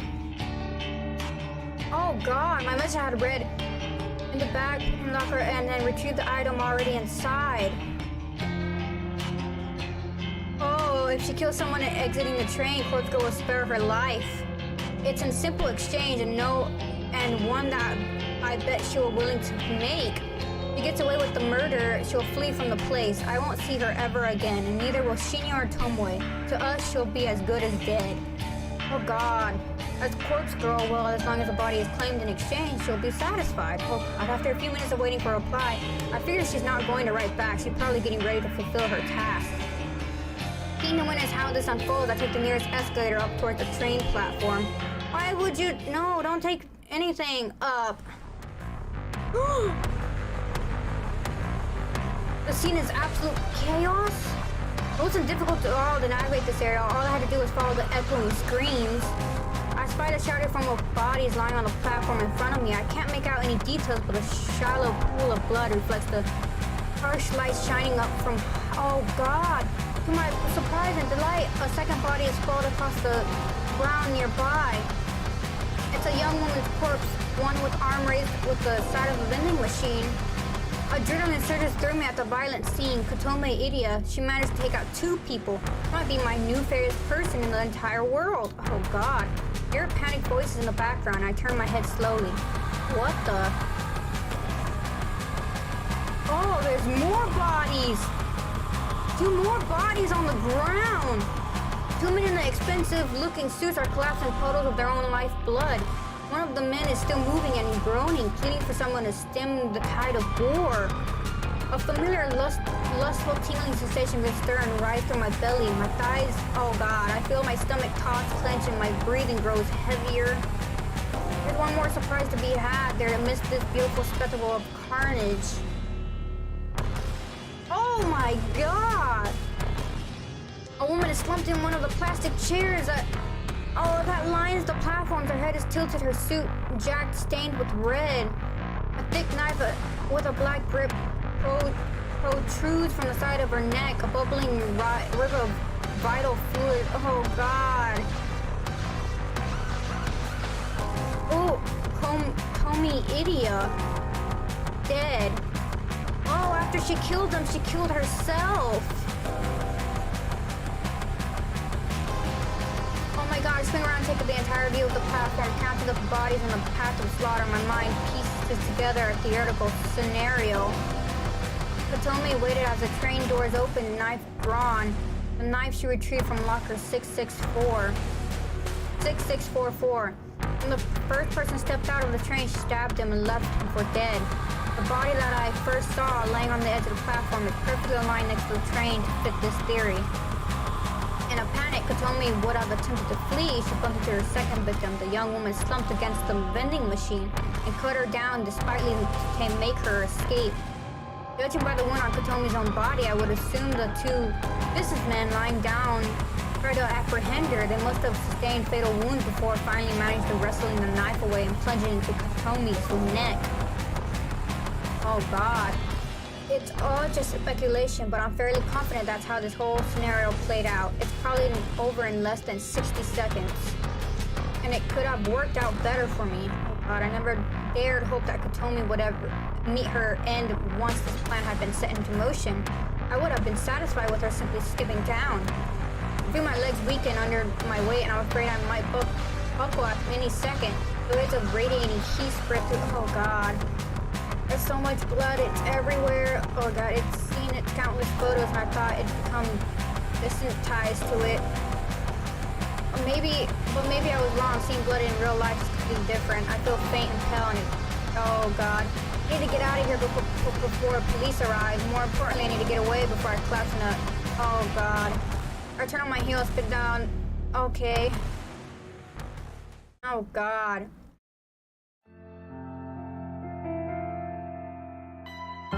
Oh, Jesus. Oh god, another morning fueled my coffee. Once again, I didn't manage to get much sleep last night. I want to say it's not my fault, but I know that's not entirely true. Oh god. Every time I started to drift off to sleep, a splash of blood or a fleek of glory would appear in my thoughts.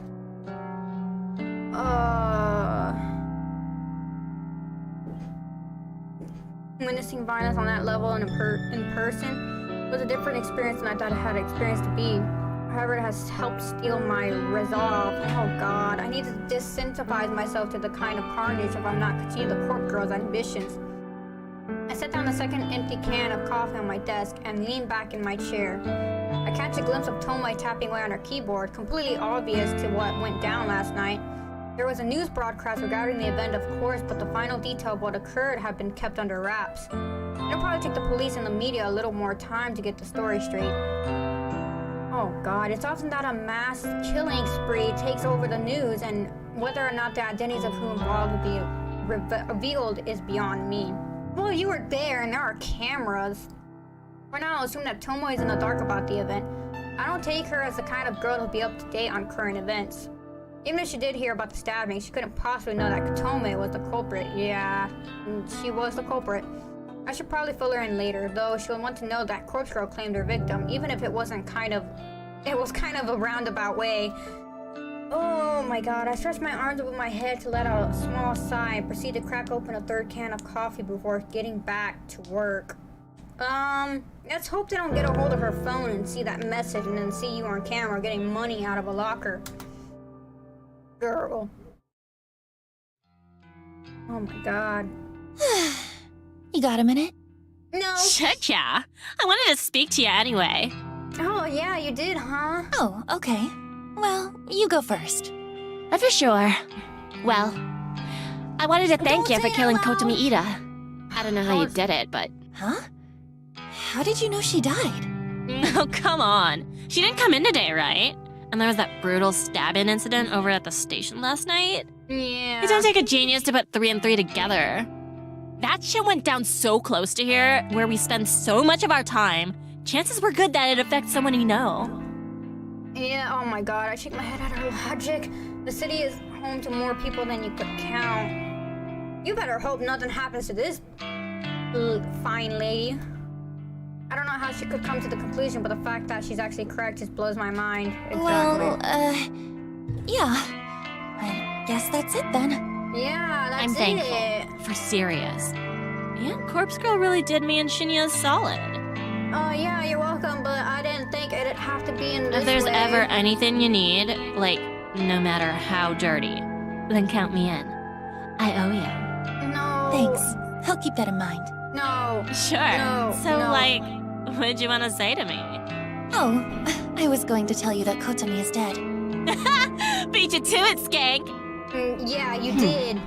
But I got a question or two. How'd you get someone to go on a killing spree and take Kotomi out along with the others? I mean, it wasn't you going around stabbing people, was it? No, of course not. Oh? It kind of happened outside my control. Yeah. I sent Kotomi a photo of her corpse, just like Corpse Girl's standard mode of operation. Oh And I my gave her God, the why- instructions to kill someone, if she didn't want the circumstances of the photo to come true. Holy shit. She kinda ran with it, I guess. Seems like she took out 4 people before someone fought back and stabbed her. I think I'm in love with her, to be honest. You weird slut! That's horrible! Yeah. Both of you are horrible. What can I say? She went above and beyond. Oh, God. Still, thanks. Really. Shinya will be stoked. Oh, yeah, he That's would be. okay.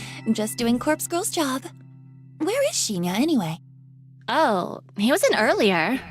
Went home a bit early because he wasn't feeling well. Think it was just because he was dreading running into Kotomi, but... Well, he'll sort himself out soon enough. Yeah, he will. You know, Noriko, you've changed a lot. Ow. Toads. I mean, I know you act different around me now that we're friends, but it's more than that. Oh, really? You look, I don't know, kind of better? Healthy or something? Oh, Huh? I didn't know about that. Serious, though. I don't know. Maybe I just see it different now that I know who you really are. Maybe. Anyway, I'm gonna get going. You wanna grab a bite or something? No. Not today, sorry. Maybe another time? Sure thing. Right. See you, skank! Oh my god. If I remember correctly, she did say that she'd be happy to help me out in the future, no matter how dirty the work is. No, I'll definitely take her up on that offer if the need arises. No. Oh my god. Another interesting thought crosses my mind. Tomei seems kind of surprised that I managed to manipulate Kotomi into going on a killing spree. To be honest, I'm also amazed I managed to pull that off. It's just me thinking, would it be possible to manipulate more people in the future? Let's just hope none of your friends get requested for death, because then they will figure out that they didn't die and that they're connected to Corpse Girl, and then you are doomed to fail. Girl, after all, I came out of last night's ordeal with 500,000 yen in cash and a bunch of bodies claimed. Oh my god, in Corpse Girl's name. Oh god. The fascinating prospect. There might be something to this. If I can successfully pull the right strings, Corpse Girl's ultimate ambitions might be fulfilled sooner than I thought. I can either dwell on the ultimate possibilities as I make my way to the train station. Oh god. Oh my god. Standing on the train platform, and thankfully not the same one from last night, which has been temporarily closed, I stare into space, completely lost in thought. I start to wonder how Kojiro is getting on with finding us a suitable location. As I fantasize about having an abandoned warehouse or factory to call our own, my phone cries out desperately for attention. Okay, I turn from my handbag and glance at the screen. Kojiro is requesting a noise voice chat. What is that? I absent-mindedly wonder if he reads my mind, and I knew I was thinking about him as I answered the call. Hello. Want to see the place? No, No greeting, huh? no, Sauce. Hi. Want to see the place? no, I don't. What if I I'm don't want to busy see right the now? place. Sauce. You busy? Stop saying souls. No. Souls? Right? Want to see the place? All roll my eyes and decided to just go along with it. After all, I am dying to move ahead and see what kind of location he has secured for our work. Yep. Where is it? Mad. Shin Okubo, behind K-Town. No, I don't want to see An it. abandoned factory. Just what you wanted. I don't want to see it. Okubo. That's suspiciously convenient. Why? I work in Shinjuku. It's just one station away on my train line. Okay, I'm heading there now. You in? No, I'm not in. I'm in. How do I get to the factory from the station? Exit the station to Okubodori. That's K-Town proper. I'll message you the full address. I don't want to. Okay, got it. Just head through Koreatown. I'll be there soon. Mad. Bye. This Kojiro ends the call and I immediately receive a message from the factory address. Seems easy enough to get to. Oh god. I feel a bit nervous about going there. It's a new place and it's located in a town I don't normally travel to. I bet. But for some reason I feel energetic. I could actually feel enthused about it. Maybe it's because I haven't been hidden away at home all day. I've been at work around other people. Perhaps that helps me acclimate to the concept of going somewhere new. At least she's stepping out of her shell, but you know, she's still on the identity of Corpse Girl. And the chance of someone sneaking up behind me and strangling me in broad daylight is pretty slim, I think. Oh, someone's gonna come behind you, strangle you from the back, and pretty sure leave you to die. As I put my phone away, the train pulls up to the platform. The same train that was going to take me home will take me to Shin Okubo. It's the very next stop from here. I'm a little wary of how convenient this is turning out to be. Could be Kojiro is luring me into a trap, but oh my god. I think he genuinely wants to be involved with Corpse Girl's work. I board the train and stand by the doors, ready to disembark at the next station. This dude. The abandoned factory is almost exactly how I imagined it could be. Why does it look like that? Paul road foreboding, erode, and worn down with brick walls of steel sheeting covered with thick layers of black exhaust. Gigantic metal pipes protrude from within the wrap around the exterior, only to re-enter through vents here and there. Through vents? Is this Five Nights at Freddy's now? A series of ventilation shafts and chimneys line the roof, but they don't release even a single puff of smoke. This place has been shut down for a long, long time. Yes, it has, and you should get out of there. The front entrance is located at the rear of a small parking lot. It's a simple steel door that has been chained up and padlocked. I see. Further along the side of the building is a loading dock and an expansive asphalt that leads to the concrete path and a giant roller door. In the dock sits a derelict van covered in a brown tarpaulin? I don't know how that works. This place is amazing! You're crazy! You haven't seen inside yet. What the fudge? You're wearing something different. I glance toward the steel door, securely chained shut, and wonder if anyone has entered within the last decade. If Kojiro has checked out the inside, then he did well cover his tracks. How do we get in? Around here. What? I follow his lead as he walks toward the corner of the building. A steel railing bars our path, but he swiftly hurls over it and continues down the side of the factory. I take a minute to climb the railing, making sure not to twist an ankle as I stake the landing on the other side. Through here. Kojiro points to an open window. Thankfully, there seems to be enough of a gap for someone as large as Kojiro to sleep through. I shouldn't have an issue getting in either, despite my thin, heavy-set frame. Yeah, you're thin. I slide in after and I quickly follow. I don't want to see the inside. Oh, okay. And with that, I find myself inside the factory. It looks very well messed up. The place is huge and open, plain design, and it's pretty much empty. Pretty much empty. A few straight pieces of odd machinery line on one wall, a small forklift, a pallet jack, and a bunch of buckets and mops catch my attention. All of this could be useful for our little operation. No wonder, it's the factory. What else did you expect? God, a number of iron workbenches are piled up in a stack. They look heavy and rusted, but they would probably make good tables for resting corpses on. What? What is wrong with you people? Aside from these miscellaneous items, the factory is essentially bare. The concrete Every floor is in a bad shape, cracked and worn from probably 50 years of use. The thick brick wall are scorched in some places and dented in others. It's perfect. Thanks. Figured you'd approve. Yeah, I don't want to work with you anymore, buddy. How did you know about this place? Kojora doesn't answer immediately. He turns his eyes to the substantious high ceiling with an array of glass sunlight beaming light down upon us. After a minute, he turns back Dad to used to me work now. here. Oh, really? What did he do here? This place used to manufacture steel fencing, chain link fences, barbed wire, chicken mesh, Chicken? What's chicken mesh? Am I that stupid that I don't know what... that kind of thing. I see. A lot of that is imported now. There's still an industry here, but Dad couldn't compete. Went out of business maybe a dozen years ago. Died about a month later.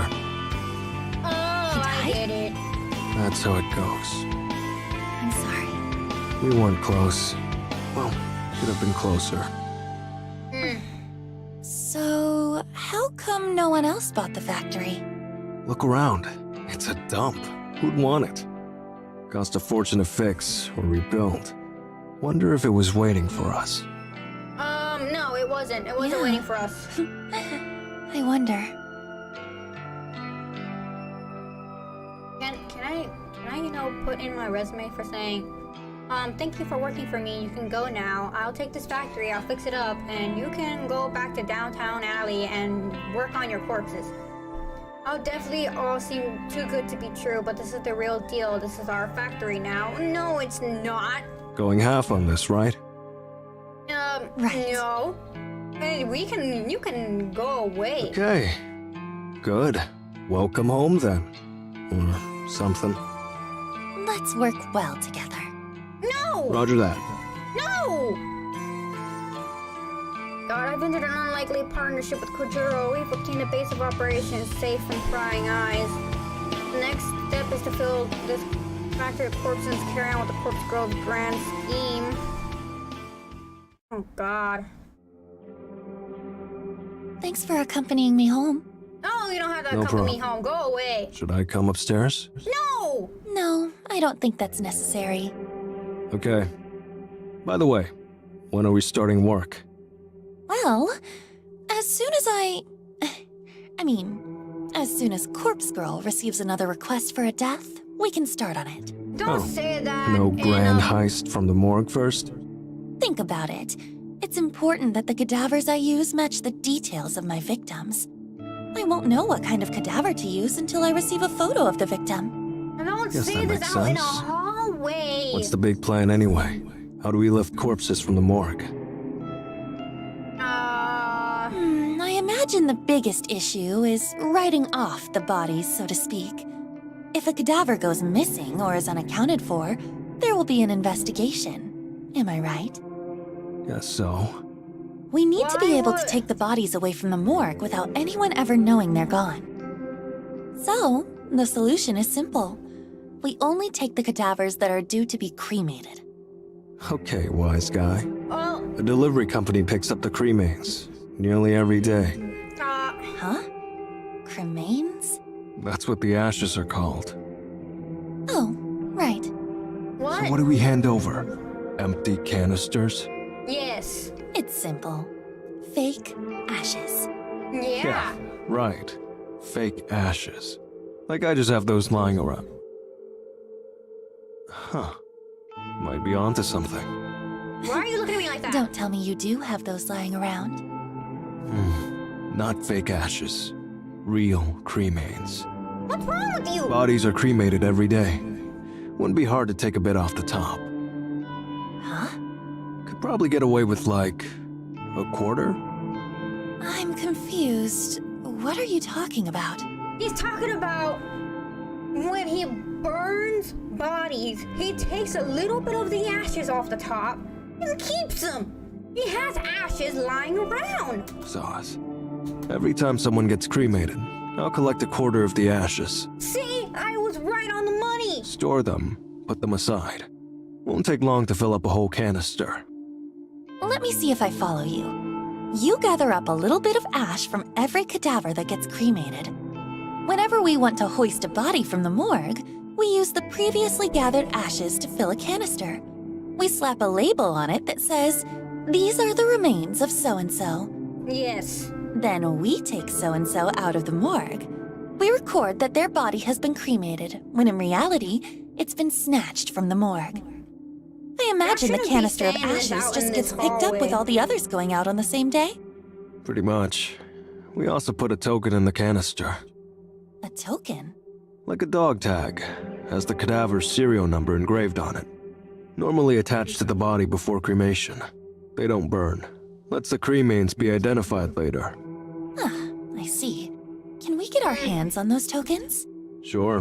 The bodies we're lifting from the morgue are due for cremation anyway. I can get the tokens engraved without a hitch. Proper serial numbers and all. Okay, good. This is getting complicated, though. There's quite a bit we have to remember to do. Don't worry. I'll take you through it when we need to.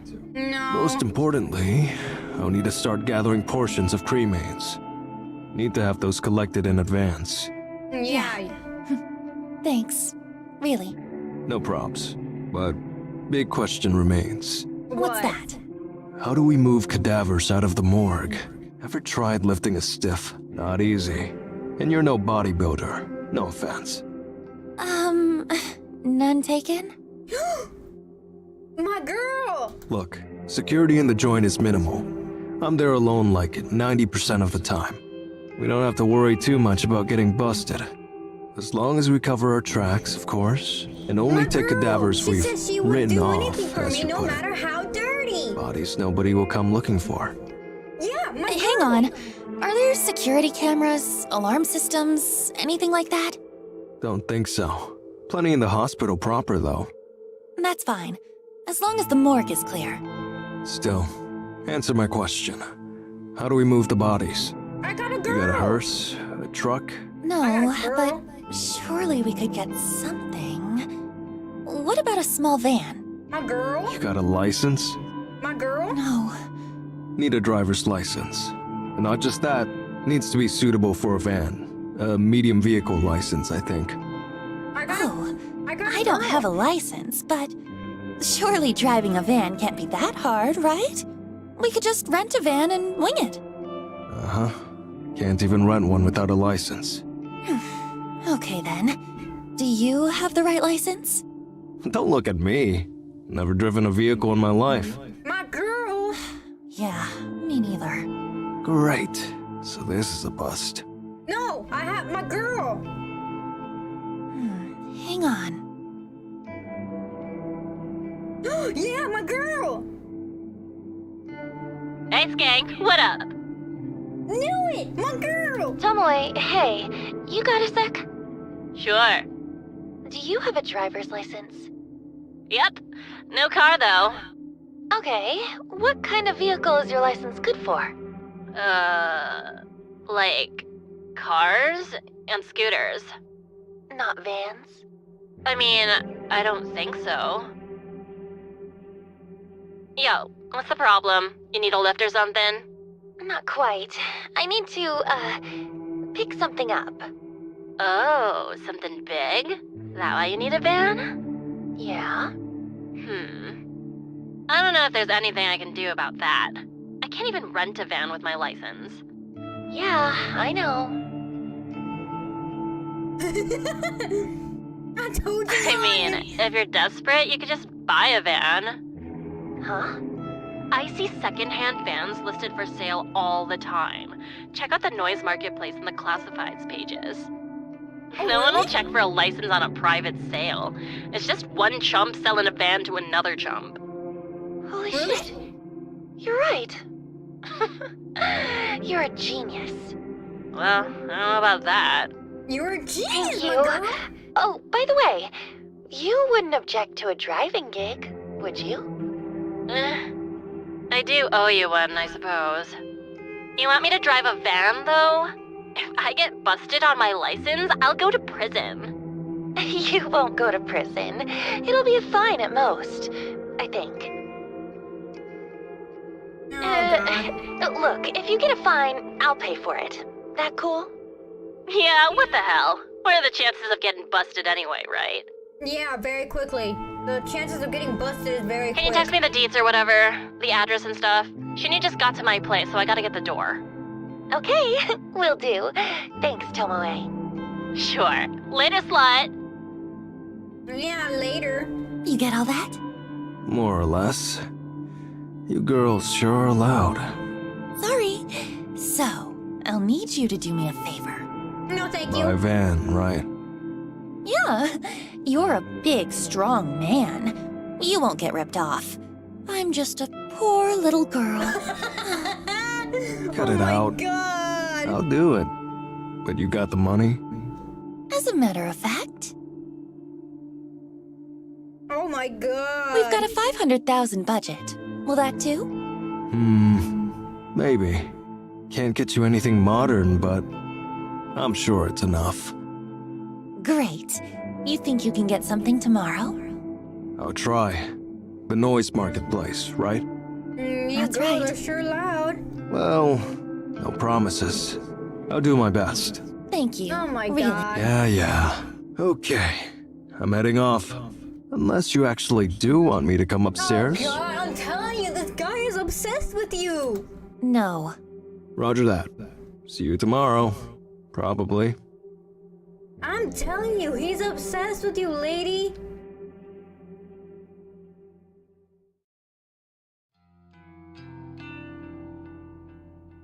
Friday, June 12th. It's the morning. These people are crazy. I'm more eager than usual to get the day started. I get out of bed, I take my medication just like usual. What medication is she taking again? I've been good at keeping up with it lately, sticking to my newfound convictions. I washed down the tablets with a glass of water after getting dressed. I put on my makeup. The same morning routine, the same movements, the same actions. But I feel good today. I'm not dragging my feet. I'm happy that the things are moving forward, both for me and for Corpse Girl. Oh, what? Who's Aoi? Oh, wait, I think I know who she is. I think it was way back when she didn't come into the office for her first day of work. That was nearly 2 weeks ago. Oh God, I really dropped the ball. I'm supposed to be trying to look after her, but I've been so caught up with my own addiction. I've been actively trying to put her out of my mind in order to get over my feelings for her. But now I feel like I just neglected the poor girl at a time when she needs me the most. I hurriedly answered the call, too guilty to keep her waiting any longer. Aoi! Hey! Noriko? I'm so hi. glad you called. I've been a terrible friend. I haven't kept in touch with you. No, it's okay. Really. I've been I think busy. she didn't take my I advice should have called you earlier. earlier. Seriously, I'm sorry. It's okay. Did you want to talk to me about something? Yes. Well, I think so. Please, you can talk to me about anything. I'm Noriko, remember? Yeah. Yes, that's true. So, I wanted to ask, have you ever heard of something called Corpse Girl's website? Yes. Yeah, I've heard rumors. Really? Wow. So, does it really exist? No. Apparently, yeah. I couldn't find any solid information about it. What is it? What? Well, How do I explain this to her? Should I explain this to her? No. Aoi is so sweet and innocent. Does she need to know about a website designed to conjure the present specters of death? it's all just hearsay. I wouldn't take it too seriously. Oh, but I want to know. No. Well, people say that you can use the site to request somebody's death. Don't. Request a death? But how? How does it work? Really, I don't know. I've heard that the victim receives a photo of their own corpse. The photo is supposedly sent from the future. Yeah. Whoa. Really? That sounds like something from a manga. Yeah, suppose it does. Have you ever used the website? Oh, no. No, honey. I've never used the site. Of course not, silly. What kind of person do you think I am? You are that person. You are Corpse Girl. Sorry. Why are you so excited about this anyway? Oh, no reason. I kinda just like weird stuff like this. Oh, really? You do? I never knew that. You don't know everything about me, Miss Noriko. What the heck?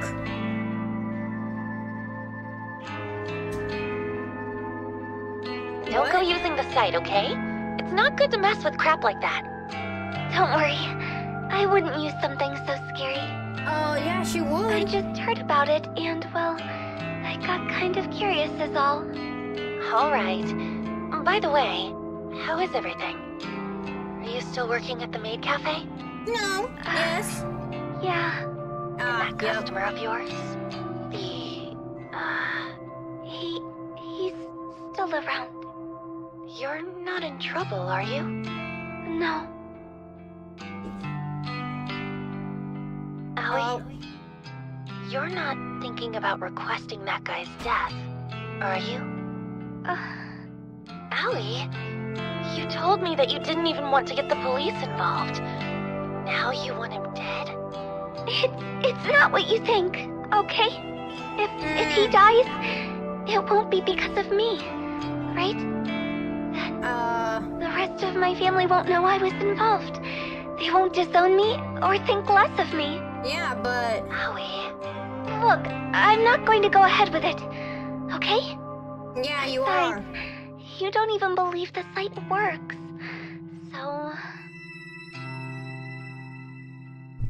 Oh my god, I feel terrible for her. Part of me wants me to scream for her to do it, to request that a-hole's death and let me or Corpse Girl take care of him. But that part of me knows she can't handle it. She will be crushed with guilt if he really did die.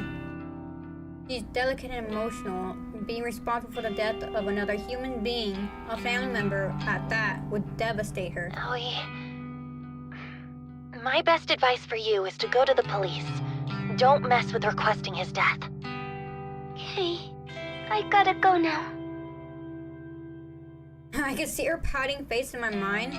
The face she makes when she doesn't get something she wants. Not a childish person, but her disappointment is often evident in her I'll expressions. speak to you soon, okay? Okay, bye. She ends the call and I heave a sigh. Oh my god, I get the nagging feeling that she's gonna go do something rash, but really, can I blame her? That guy, whoever he is, has been harassing her for so long. It's only natural she'd be at her wit's end. So if she makes the request, I'll take care of him, and if the guilt eats away at her, I'll be there to comfort her. Oh my god, it's like two birds with one stone. At least I can do for her as a friend Noriko, as at least I can do as Corpse Girl. As I resume getting ready for work, I can't help but replay the conversation in my head. Aoi definitely seemed excited about the prospect of Corpse Girl website being the real deal.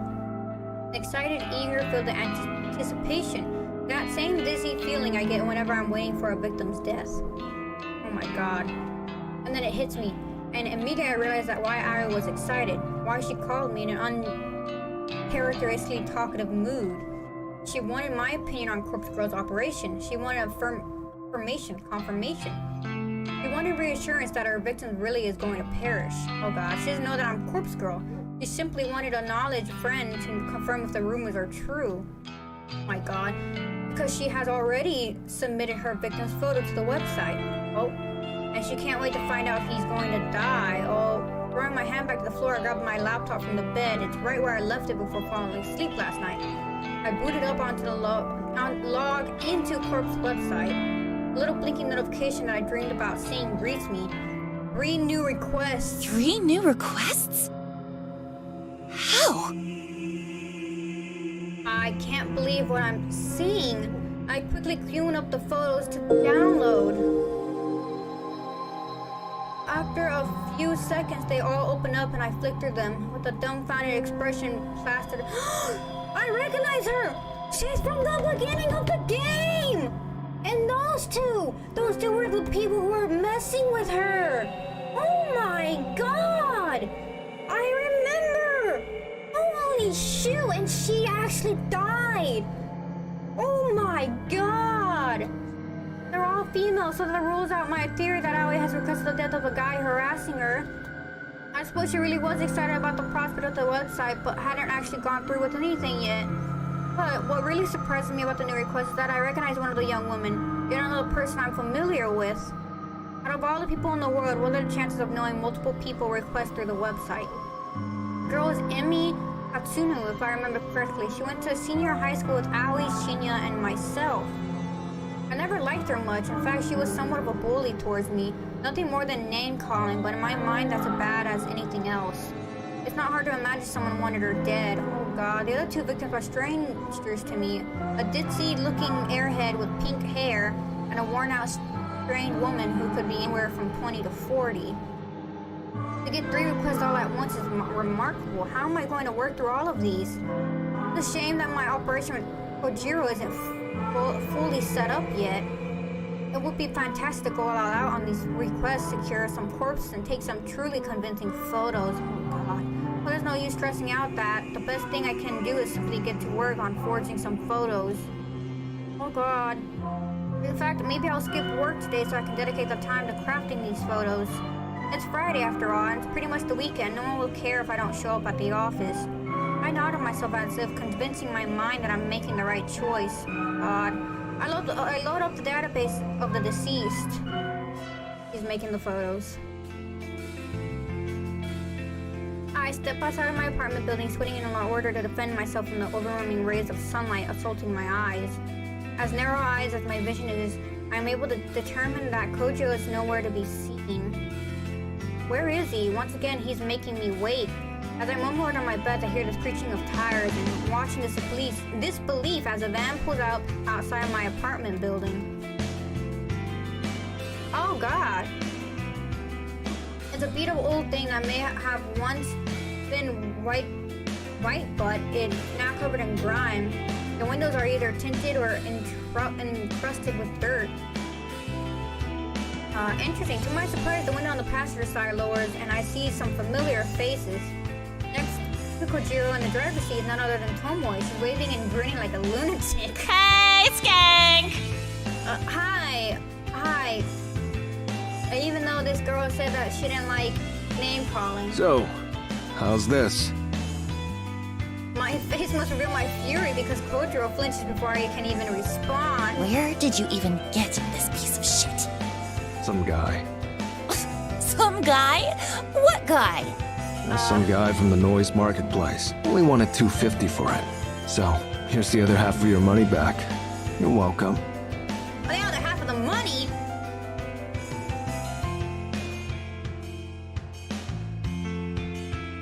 I had a good feeling about it, and I handed him the money to go and secure the vehicle. However, he mentioned that he needed a driver to haul it back. He asked me to call Tomoe for assistance. Thankfully, Tomoe agreed to help. Any opportunity to leave the office was good enough for her. I never expected her and Kojiro to come driving a death trap on wheels. Unbelievable. We're not going to die in this thing, are we? Who knows? Oh god. It has AC! Great. Great. Did you ask the guy if anyone has ever been murdered in it? What do you care? It's gonna see a lot of corpses before we're done with it. He's got a point, but I still don't feel good about Eh? it. We're picking up corpses in this thing. It's important. And you owe me one, remember? That shit's gross. I don't mind driving, but come on. Ugh, whatever. As long as I don't have to touch nothing. I'm doing the heavy lifting. Don't worry. Tomoe leans over Kojiro and squeezes past him awkwardly to speak to me in a husky Who is voice. this weirdo anyway? When you said you wanted me to go pick up a van, I thought you'd put me in decent company. Sorry. He's my, business partner. This is all for Corpse Girl shit, right? Well, whatever. I'm cool with it. Jesus, Just hope this dude doesn't try to Christ. cut me or nothing. She pulls back against Kojiro some Anyway, air. get in. Huh? Why? Going to the morgue. Hang on. I haven't planned anything yet. You want to do this now? If not now, when? Any other time, after I've had a chance to get organized. You have requests. right? Oh god. Yeah, 3, actually. Right. So let's go get some bodies that match. But you haven't even had time to put aside any ashes. You were gonna collect a little from each cremation and put them aside and... Already done. Hey, what? Seriously? Worked night shift last night. Got like 3 or 4 canisters saved up. You said you've got 3 requests? Well, how convenient. But... Look, this operation was your idea. Ugh, I'm just not ready.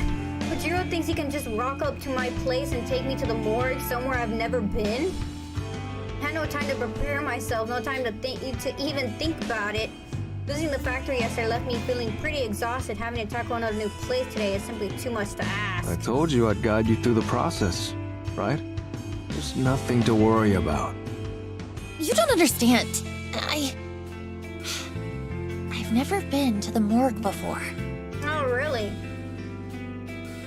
You nervous? I think I understand. For me, it's the most relaxing place on Earth.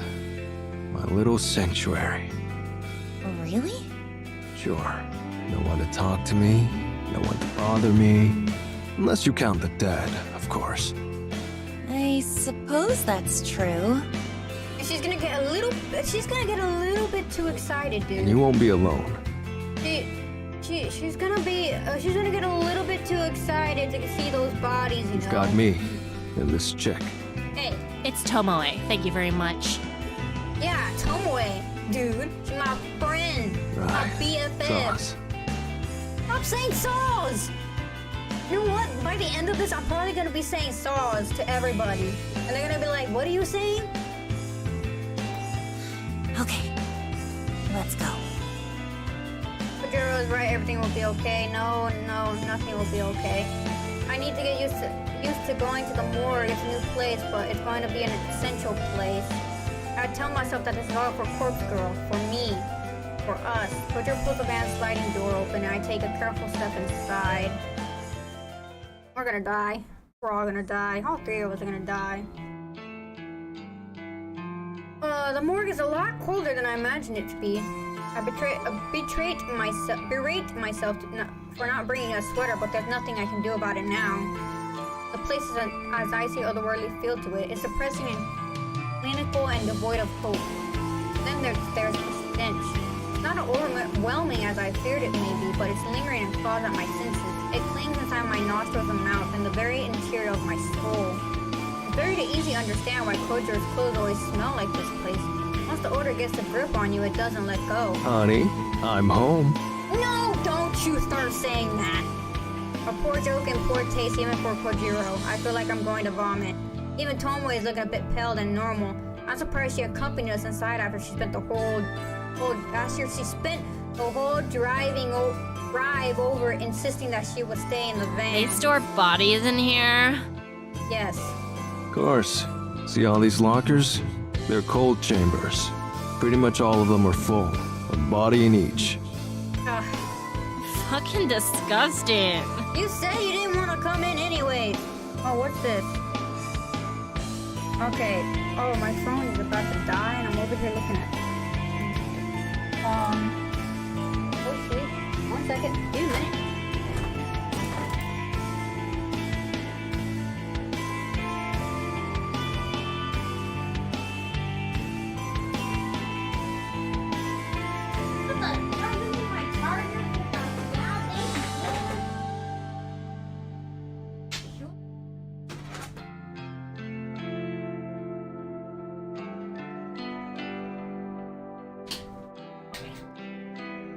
Sorry, I got a charger. Charge me up, baby. There we go.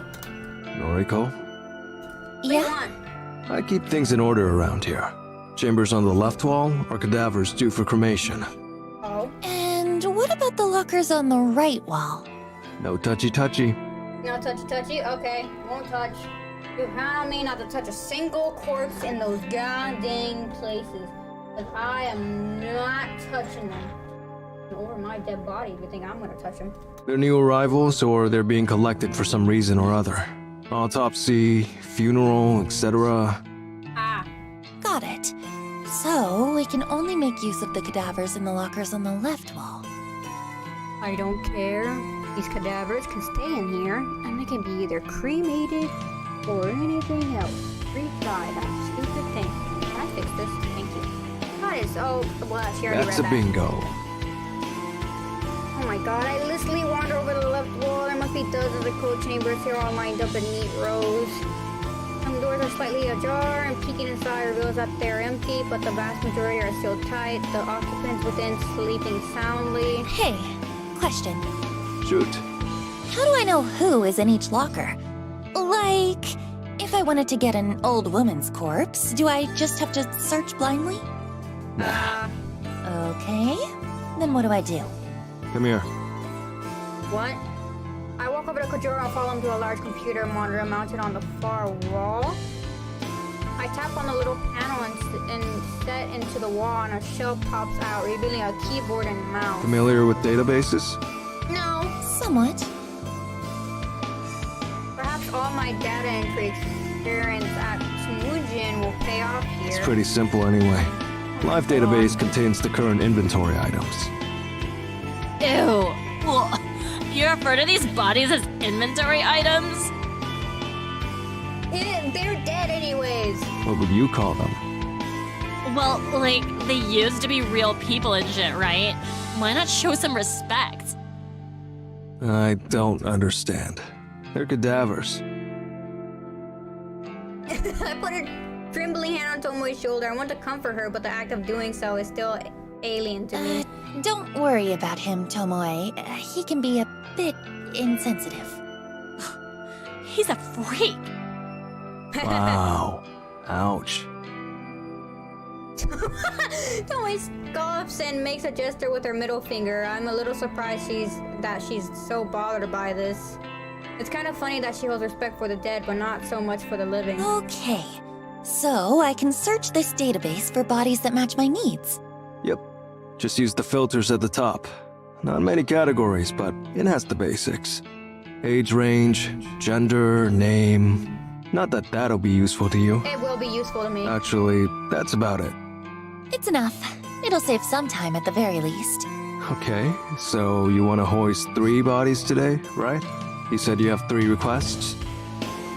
Yeah, but this place is kind of overwhelming. I'm hesitant to bite off more than we can chew. What's the game plan then? How about we just take 1 body today? We'll take it back to the factory, work on it, and see how we go. Yeah. Works for me. Here, use the database. Oh god. Oh my god, don't. Metal keyboard, sitting cold, lifeless pace. I have 3 requests currently in the works. I managed to get photos edited for all three of them. Thanks for taking the day off from the work today. There's Kimi Utsuni, the bully I went to school with. Then there's the pink-haired girl and the woman who looks like tired and worn out. I should try and find a cadaver that matches the appearance of one of these supposed victims.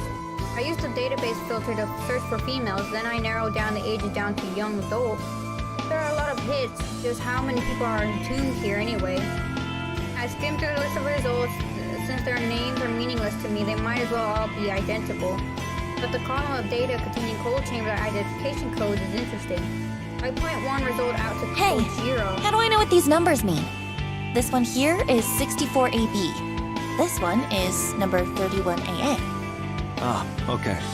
Letters correspond to location. First letter refers to left wall or right wall.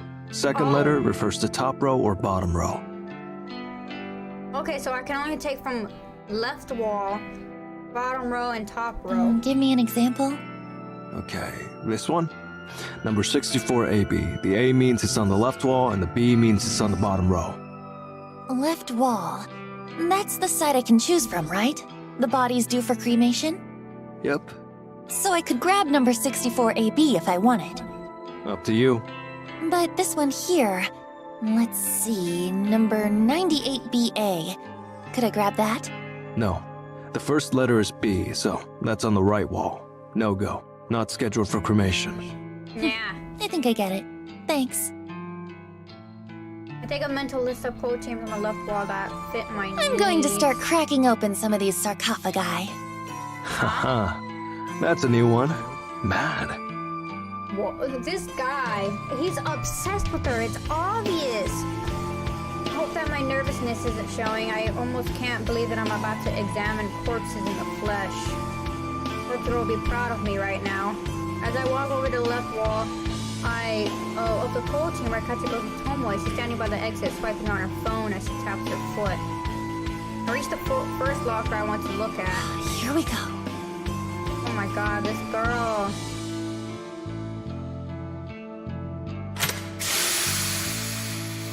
Oh god, the door is now wide open with the doctors within the locker. I peer inside and make out the shape of a body bag laying atop the sliding tray inside the locker. I thought the body would slide out. No? They just pulled the tray out, like you'd pull out an oven tray.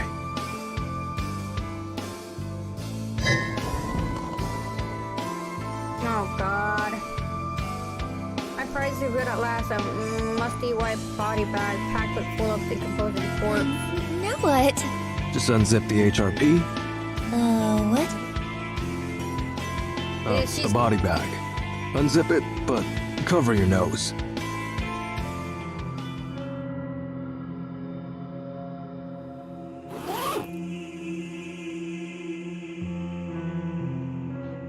Yeah, she couldn't handle it.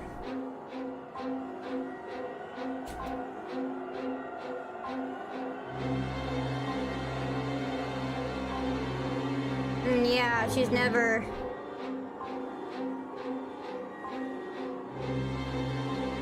Yeah. That's what happened. Fuck. She's never been to a morgue. Yo, you okay? What the fuck, Noriko? You don't fucking look fine. You chucked up all over the place. She'll be right. Seen this kind of thing before. What do you mean? Pretty normal to react like that to a decomposing cadaver. Surprised you're okay, Tomo? It's Tomoe. Shit. Yeah, I'm fine. I don't like him, but I've seen corpses before. Well, I thought Noriko had too. No. Just pictures, I guess.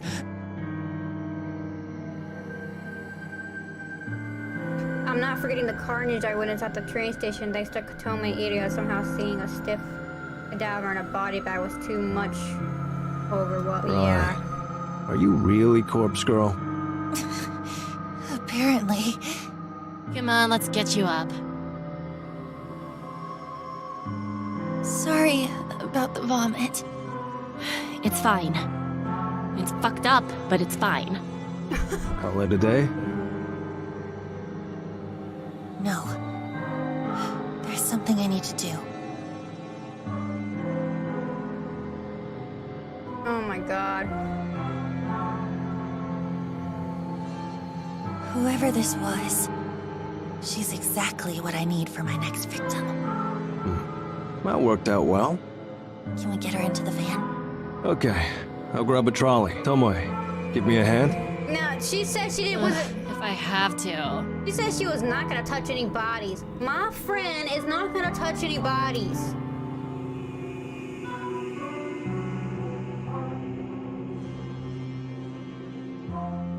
Oh, that real will open when we get to the factory.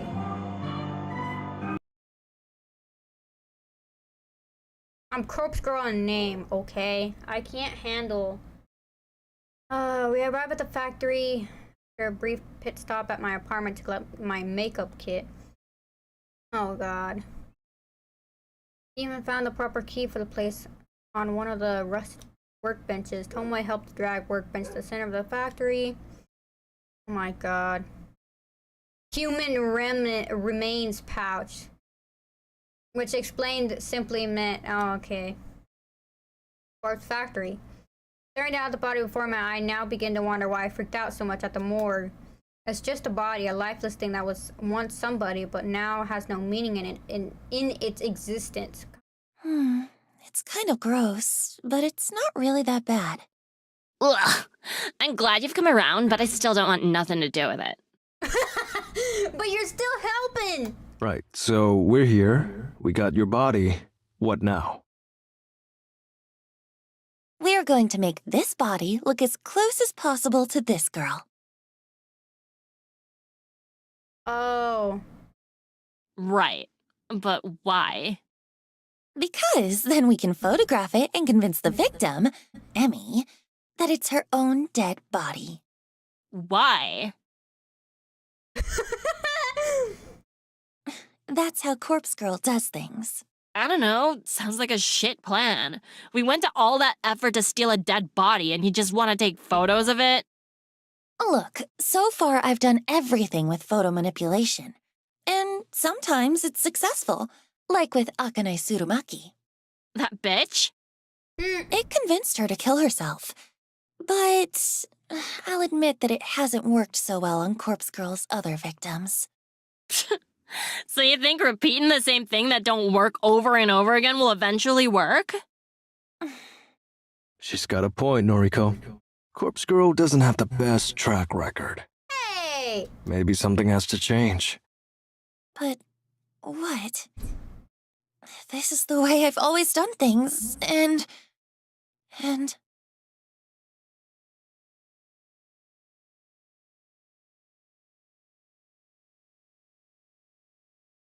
There's no point in doing so. I'm already crafted a photo of Emmy's death, so why am I here? You two are right. I've already crafted a photo of this victim's death. So I really don't know. I guess I... Hey, don't pin it on me. This is your scheme. The weirdo is right. This is on you, Nariko. Here, give me your phone. Oh, what? Swipes past the photo of Emmy, then swipes back to Yo, it? you said you already made the corpse photo. Where is it? I don't keep it on my phone. That would be stupid. The only copy is still on my laptop at home. But you've got a photo of this bitch on your phone. Well, yeah. I just pulled it from her noise profile earlier. It's exactly the same image that was uploaded to Corpse Girl's website, though. Right. Hold it. How did you know the Vic's name? Corpse Girl doesn't ask for a name. Oh, this girl... I actually went to school with her. It's a coincidence, I assure you. Uh-huh. Yeah, it's a coincidence. Look, that doesn't matter, does it? Well, tell me what the corpse photo looks like. Well, it wasn't my most creative work. I had 3 requests to fulfill in a short amount of time, so I kinda made them all similar. I made it look like this girl, Emmy, fell from a tall building and splattered on the pavement. Fucking lame. Yeah. Why did you want to know, anyway? Well, I've got an idea for you. I know, I'm just the driver and all, but you've dragged me in this far, so at least let me make a suggestion, Kay? Okay, go ahead. We've got this here body. You've got a corpse photo of the bitch all locked and loaded. Oh, God. Let's kick it up a notch. Take your time to apply makeup. Make the body really look like the victim. Send her the corpse photo first, and then we'll deliver this body to the bitch. Oh. Deliver the body? We rock a better joint, leave the dead body on her doorstep, and then we fucking get out of there. Can you imagine how fucking scary it would be to come face to face with your own corpse? Think about it from her perspective. She gets a photo of her own dead body, right? Then, like, hours later, just as she's trying to get it out of her mind, her own corpse shows up at her house. Oh, God. She'll fucking snap, I guarantee it. Hell, I probably would too, and I know what's going on. Oh, God. Oh, my God. Oh, my God. Tomoe! Yo, what the? Oh, my God. Tomoe! Yeah, I mean, sure. Your idea is brilliant. It's perfect. Oh, I can't think of a better way to bring Corpse Girl's plans to fruition. I mean, I my just said the God. first thing that came to mind, so. But hey, I'm real glad you like the idea. I'm happy to help. What is wrong with you? Hell. I wonder if you'd make a better Corpse Girl than me. Don't be stupid. I just had one good idea is all. Now, come on. It ain't like you to get all sappy. Pick yourself up, yeah? Right. Mm, In a yeah, moment. please. Oh, okay. You're so warm. Jeez. Come on now, we've got work to do. Hmm. Come on, I want Okay. to hug you a while longer. Come on, Tomoe, you're warm.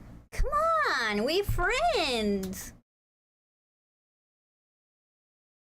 I've never had a girl cling to me like that before. Better not tell Shinya in case he gets real jealous. Oh yeah, he would. Kojiro Science is simply observing the moment. I take a second to compose myself. Oh god. We starting? Yes. Let's do this. Mad. Few things to Mad, keep in really? mind. Putting makeup on a cadaver isn't as simple as you think. This one's already decomposing. Not all the makeup will take. Put a little extra on. Don't be stingy. What? Doesn't help that the body is ice cold. Now, if we had a space heater, we could warm it up. That would help the makeup stick. But it'll speed up decomposition. We can't have it decomposing any faster. It's already out of cold storage, so I imagine we don't have long as it is. Right. We're going to want to deliver it to your Vic soon, like less than 24 hours soon. That's fine. Yo, what about time in the delivery? Corpse Girl's photos have a, what's it called, a timestamp?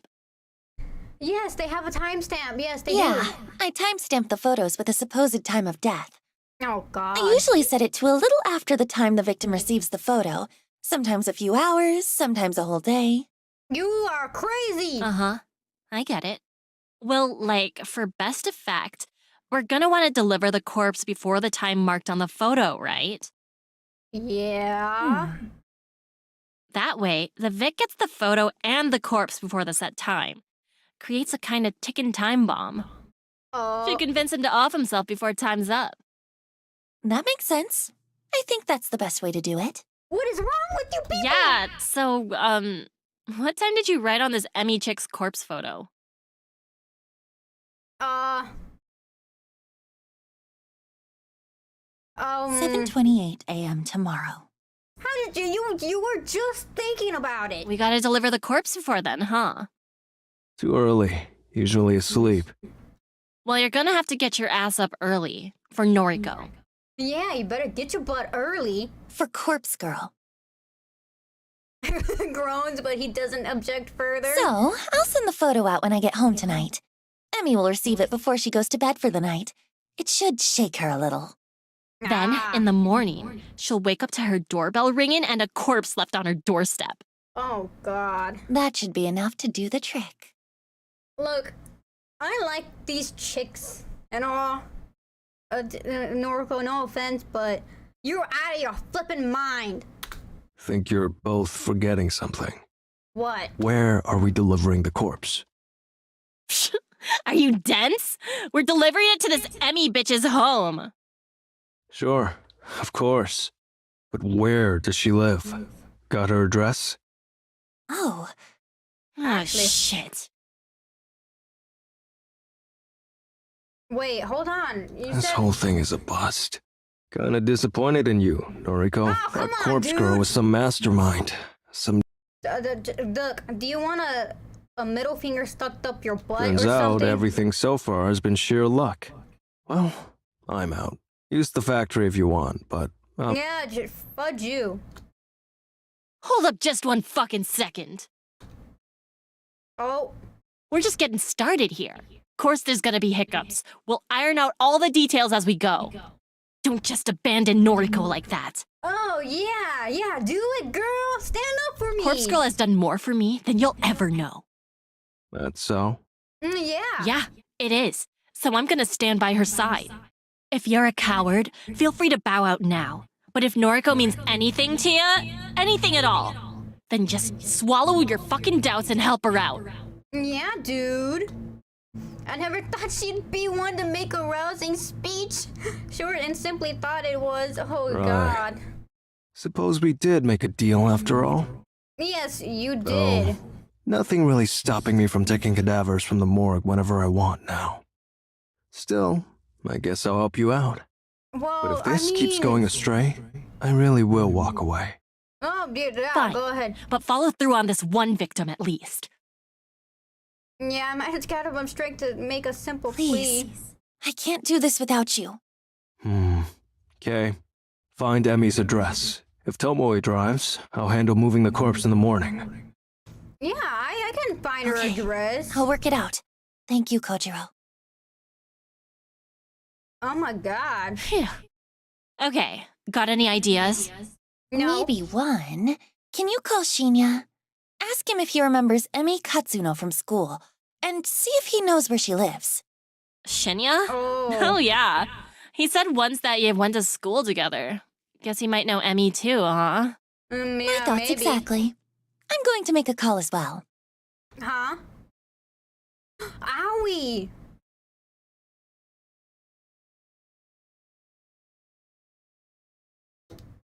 Noriko? Oh, she's at the main cafe. Hey, me again. Feels like we just spoke this morning, hey? It was this morning. Yeah. Oh god. Listen, just a quick question. Do you remember Emi Katsuno from school? Katsuno? No, don't say Okay. anything. That's really freaky, Noriko. Huh? What is? I bumped into Katsuno just today at the mall. You're kidding. Oh I'm god. serious. She was pretty distressed, actually. She just got fired from her job. Oh I god. see. Actually, it's kind of funny. I spoke with you about Corpse Girl's website this morning, and I spoke to Katsuno about it too. Oh, Really? Seems like there's someone she wanted dead. Maybe. I'm not sure. Perhaps her boss that fired her? Interesting. Why are you asking about her anyway? It's an odd question, but do you happen to know where she lives? No. Yes. Wait, seriously? Mm-hmm. Want me to send you her address? Are you going to visit her? Yeah. Oh, Howie.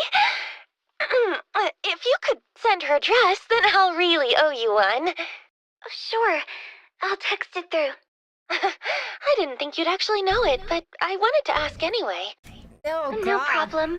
I followed her home today from the mall, so I guess it worked out well for you. Oh god. We followed Emmy home? What did you say? Oh, I followed Emmy home today. What? I got on the train carriage behind hers. Well, don't worry. She didn't see me. You followed her? Howie, what are you talking about? Well, I wanted to find out if she was going to use Corpse Girl's website, since I recommended it to her and all. What is wrong with you? I don't know what to say.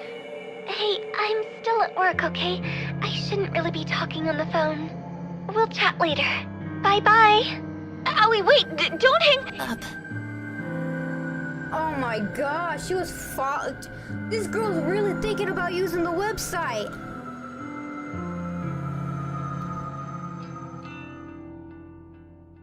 Well, at least I got the address.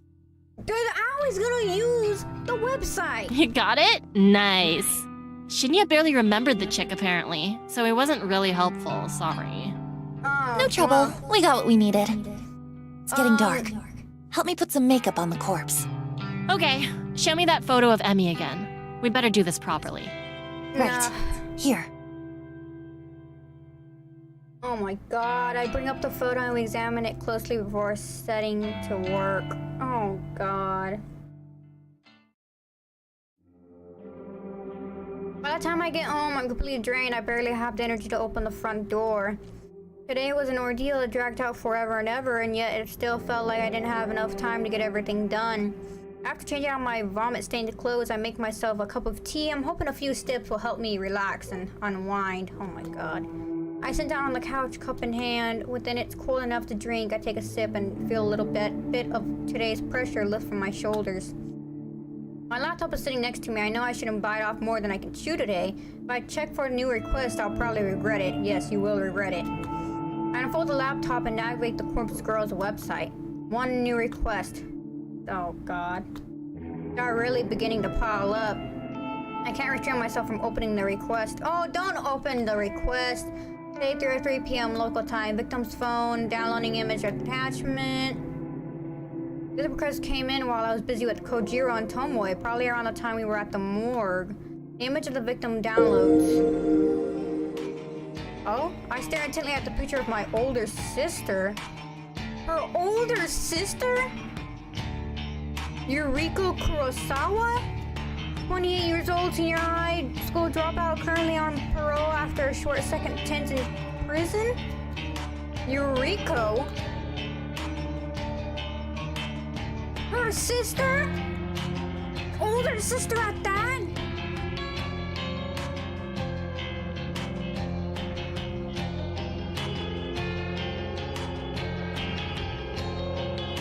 Oh my god!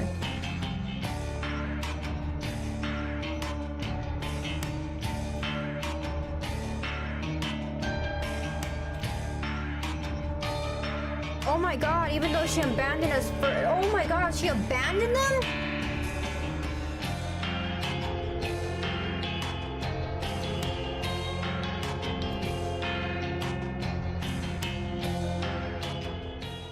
Oh my, it was her older sister. She's dead. Splattered in the flower bed. Probably matches the photo you sent. Wish I'd seen that. Thanks, Kojiro. And thank Tomoe for me. No prob. Where are you, anyway? Parking lot across the road. Perfect view of her apartment. People are coming outside. Must have heard the splat. Mad. Oh my god. Better gun it. See ya. Okay, bye. I hang up the phone and smile fights its way. A smile fights its way across my tired face. Emi Katsunu is dead. She killed herself thanks to the trauma of discovering her own corpse at her doorstep.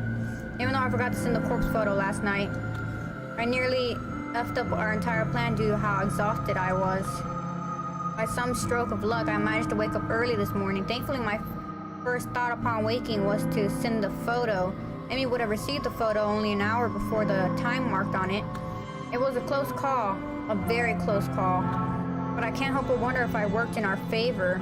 Kojiro and Tomoe rushed over to the apartment to deliver the corpse, forcing Emi into confrontation with the photo, an imminent time of death, and then the delivery of her own corpse, all in the space of an hour, worked to our advantage. It worked so well that I'm starting to consider making this our regular mode of operation. Oh god. I glanced at the burner phone on top of the coffee table. Since Emi is already dead, there's no point in me waiting in 24 hours to discard it. I'll get rid of it right away. After that, I have to figure out what to do about the other remaining requests. I still have 2 photos of victims that I crafted on the same day I made Emi's photo. Without the urgency to plotting Emi's demise, I didn't have a chance to send them. I'll have to edit them a little bit because its timestamps on them are now out of date, but that's okay, it's a quick fix. Oh my god, what is wrong? And then there's the request for Yuriko. Oh god, I need to deal with that too, eventually. I can't believe it, her own sister actually popped up on her corpse site. A quiet morning in the library is just what I need to escape from the chaotic whirlwind that I've been trapped in for the last few days, or weeks. This place is silent as usual, there aren't many people around. I managed to find a seat in my favorite reading nook, and I leave my belongings in a chair to save my spot while I browse for a book to read. I can't bring myself to continue reading Strange Flower right now. Reading a book about corpses while trying to take a moment away from my own life is not going to work out for me. Okay. I scan the bookshelf and look for something light to read, and I'm in the mood for a comedy. Probably not a fantasy adventure. Maybe thought about, never really been my thing. Biographies out of the question. So are history books. I just can't get in the mood. Okay, you're not in the mood for anything.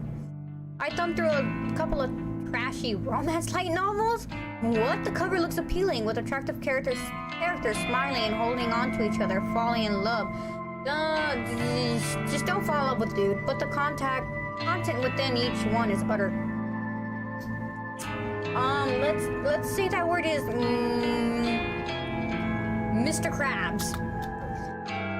housewife looks for a lovely after her husband vanishes. A vampire lord seeks his vampire queen. A college student falls in love with his professor only to find she is long-lost sister. His long-lost sister. I am sorry. It's all trivial. I could write about better stories than these, but maybe everyone thinks that way. Defeat. I pour all the books back on the shelf and return to the chair I saved.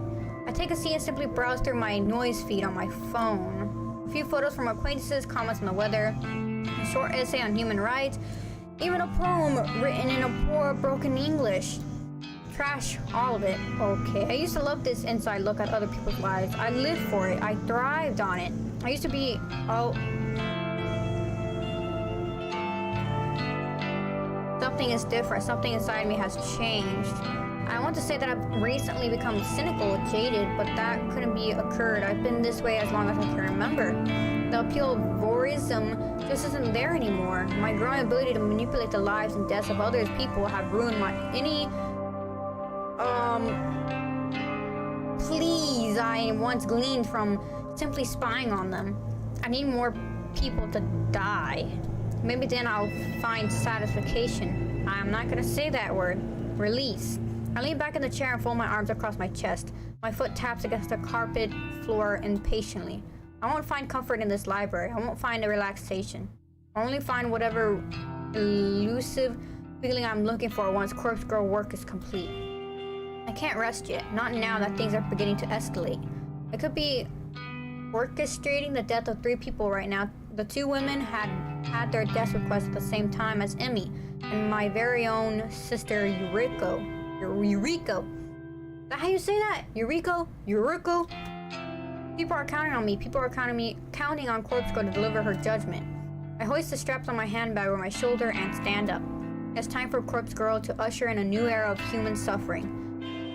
Oh God, this is insane. A bizarre string of similar deaths in Tokyo over the weekend have left police and detectives completely baffled. Oh? We have Chief Detective Fujikawa at the Tokyo Metropolitan Police Department in the studio today to discuss the events. Oh? According to eyewitness reports, a young woman plummeted to her death from an apartment building on Saturday morning. 2 other women suffered a similar fate in different locations late on Sunday night. Oh? You mean they... Police have not yet released information on the identities of the young women. Would you care to share your thoughts, Detective Fujikawa? We cannot rule out the possibility of homicide in these cases. Police recovered additional bodies at the site of each death. In each instance, a look-alike corpse matching the appearance of the victim was found. Oh? This cannot be mere coincidence. I believe that a single perpetrator is behind the deaths of all 3 women. Leaving a look-alike corpse at the scene of each crime seems to Why be wouldn't they take the corpse? some sort of psychotic calling card. It's clear that the death of each victim was premeditated. What? In cases like these, the perpetrator is often looking to be caught, even if only subconsciously. It won't take long to track them down. Once forensic analysis reveals the identities of the look-alike corpses, we will be able to uncover how and where they were obtained. Oh God. We will bring the perpetrator to justice. That means... Police are urging citizens to be cautious in the coming weeks. If you see anyone behaving suspiciously, please call the following number. Damn, this shit's really starting to blow up. It is. Yeah, it's about time. 3 deaths in 1 weekend. Corpse Girl is on fire. Don't say that at work. She couldn't have done it without you.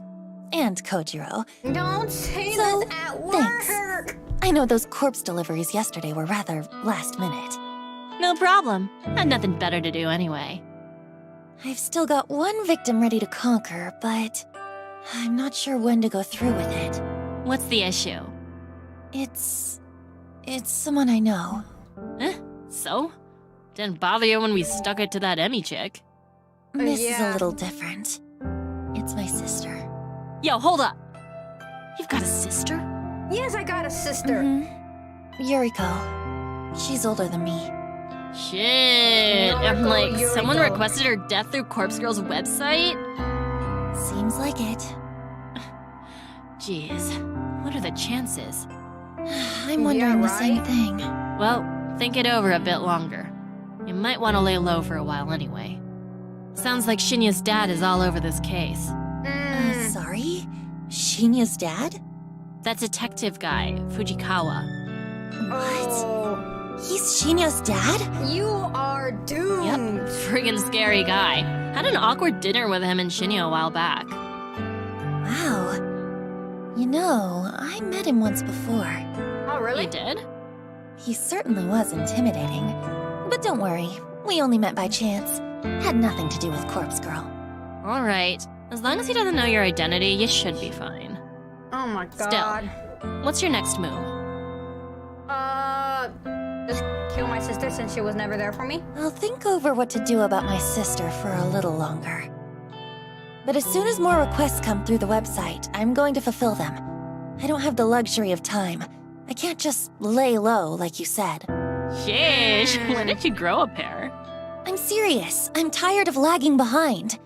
Corpse Girl is on a winning streak Oh now. my god. It's up to me to keep it going.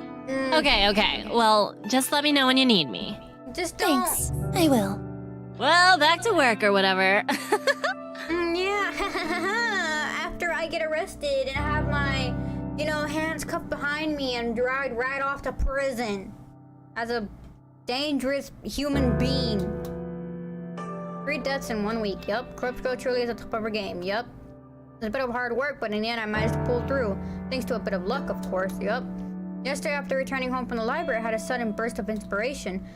I ran an reverse image search on the photos of 2 women that were submitted to Corpse Girl's website. It was pretty easy to locate their noise profiles thanks to that. Oh?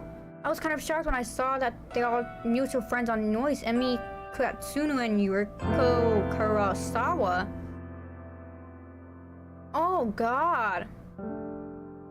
It struck to me that all of these requests must be somehow related, but that didn't matter so much. Tracking down Mono's addresses wasn't so as difficult as I'd feared.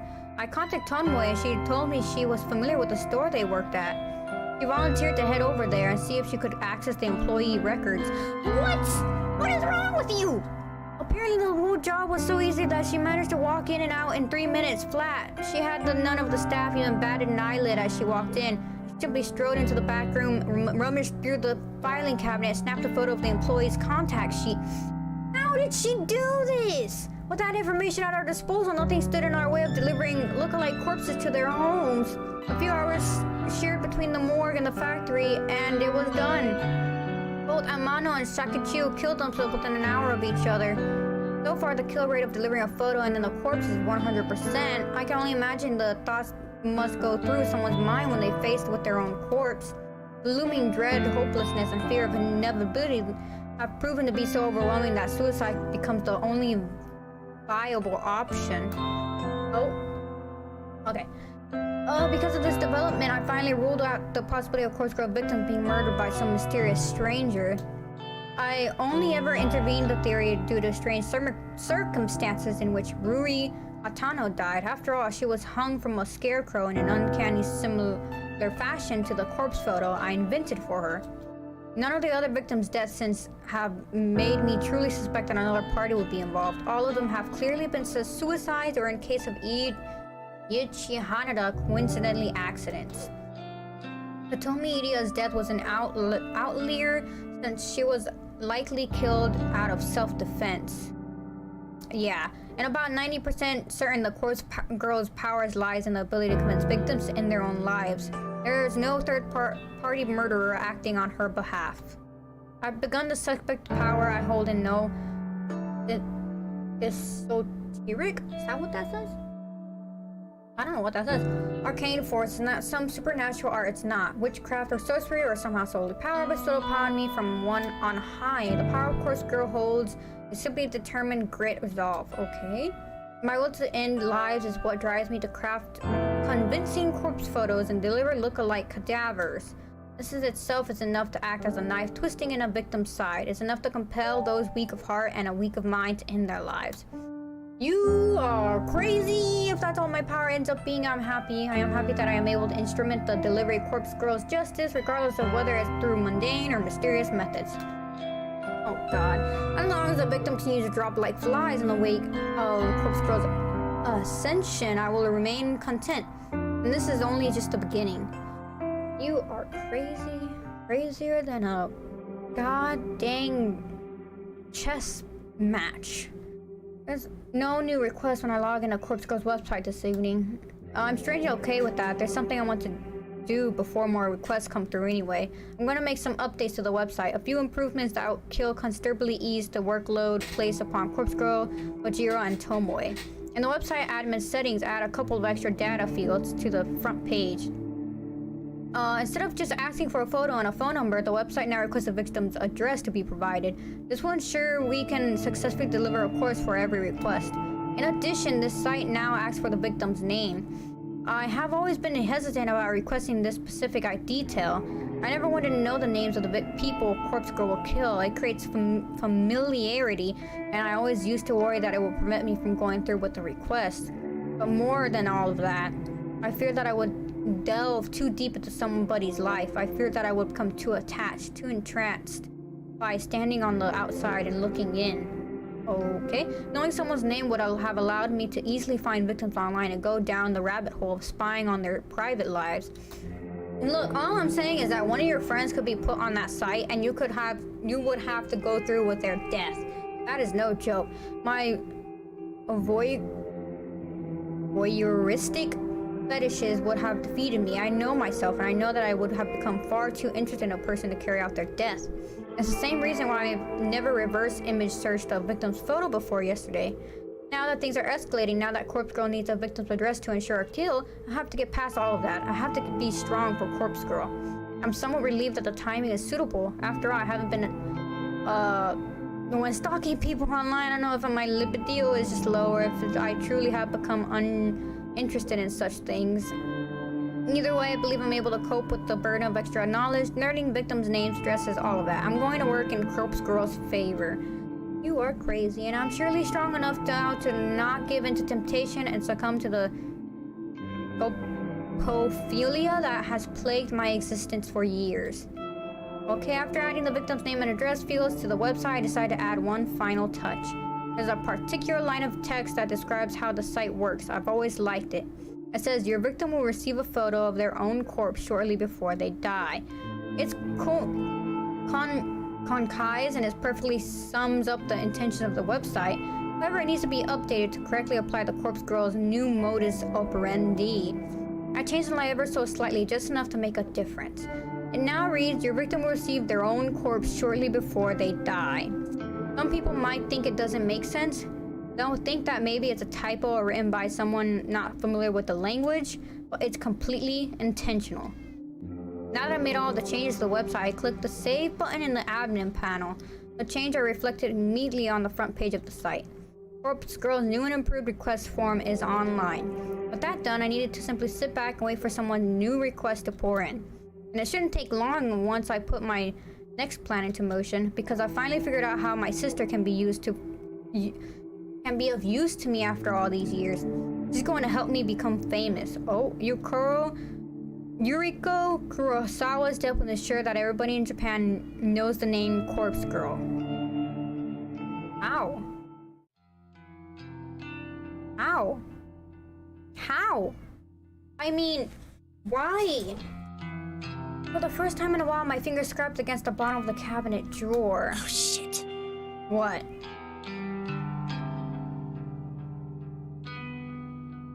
What?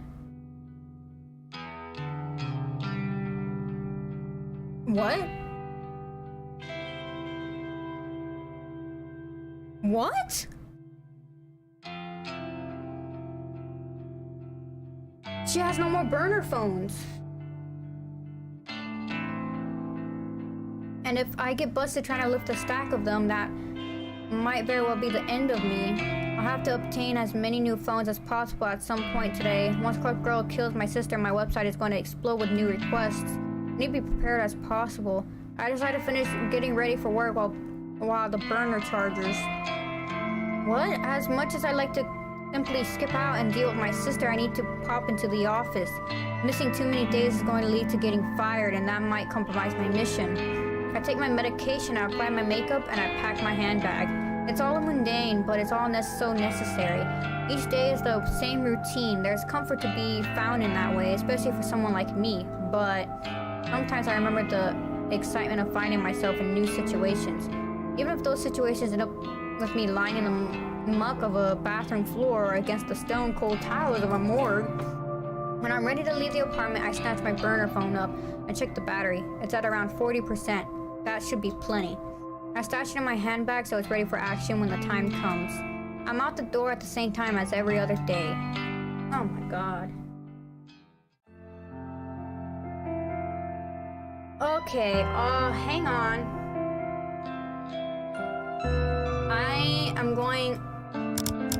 I'm going to save this. And I will get back to this in my next live stream because I have been streaming for way too long and I don't want to carry on with the stream because I do need to relax and sleep. I've been up all night. I will get back to this and we will see what will happen next in this Corpse Girls website and Des and all that. I barely remember this game, like no joke. This game I got like a long time ago, as I said, when I had like a different setup from the setup I have now. So I am going to go.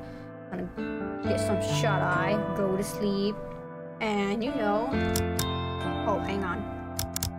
And get some sleep, and oh, that's new.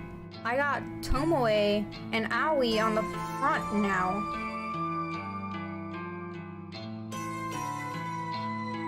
Okay, well, I guess we got something new on the front cover of our Corpse Factory. So, as I said, I'm gonna end it here and hope that y'all enjoyed my cringy self at playing this visual novel. It's really good, by the way. It was like, what, 2022 last year? That was like a long time ago. Like, I got this game such a long time ago and I never got to finish it because my setup was so terrible. But I will be going. And I hope that y'all will have a lovely night, day, whatever day y'all are in. And until then, I will have to go. Bye!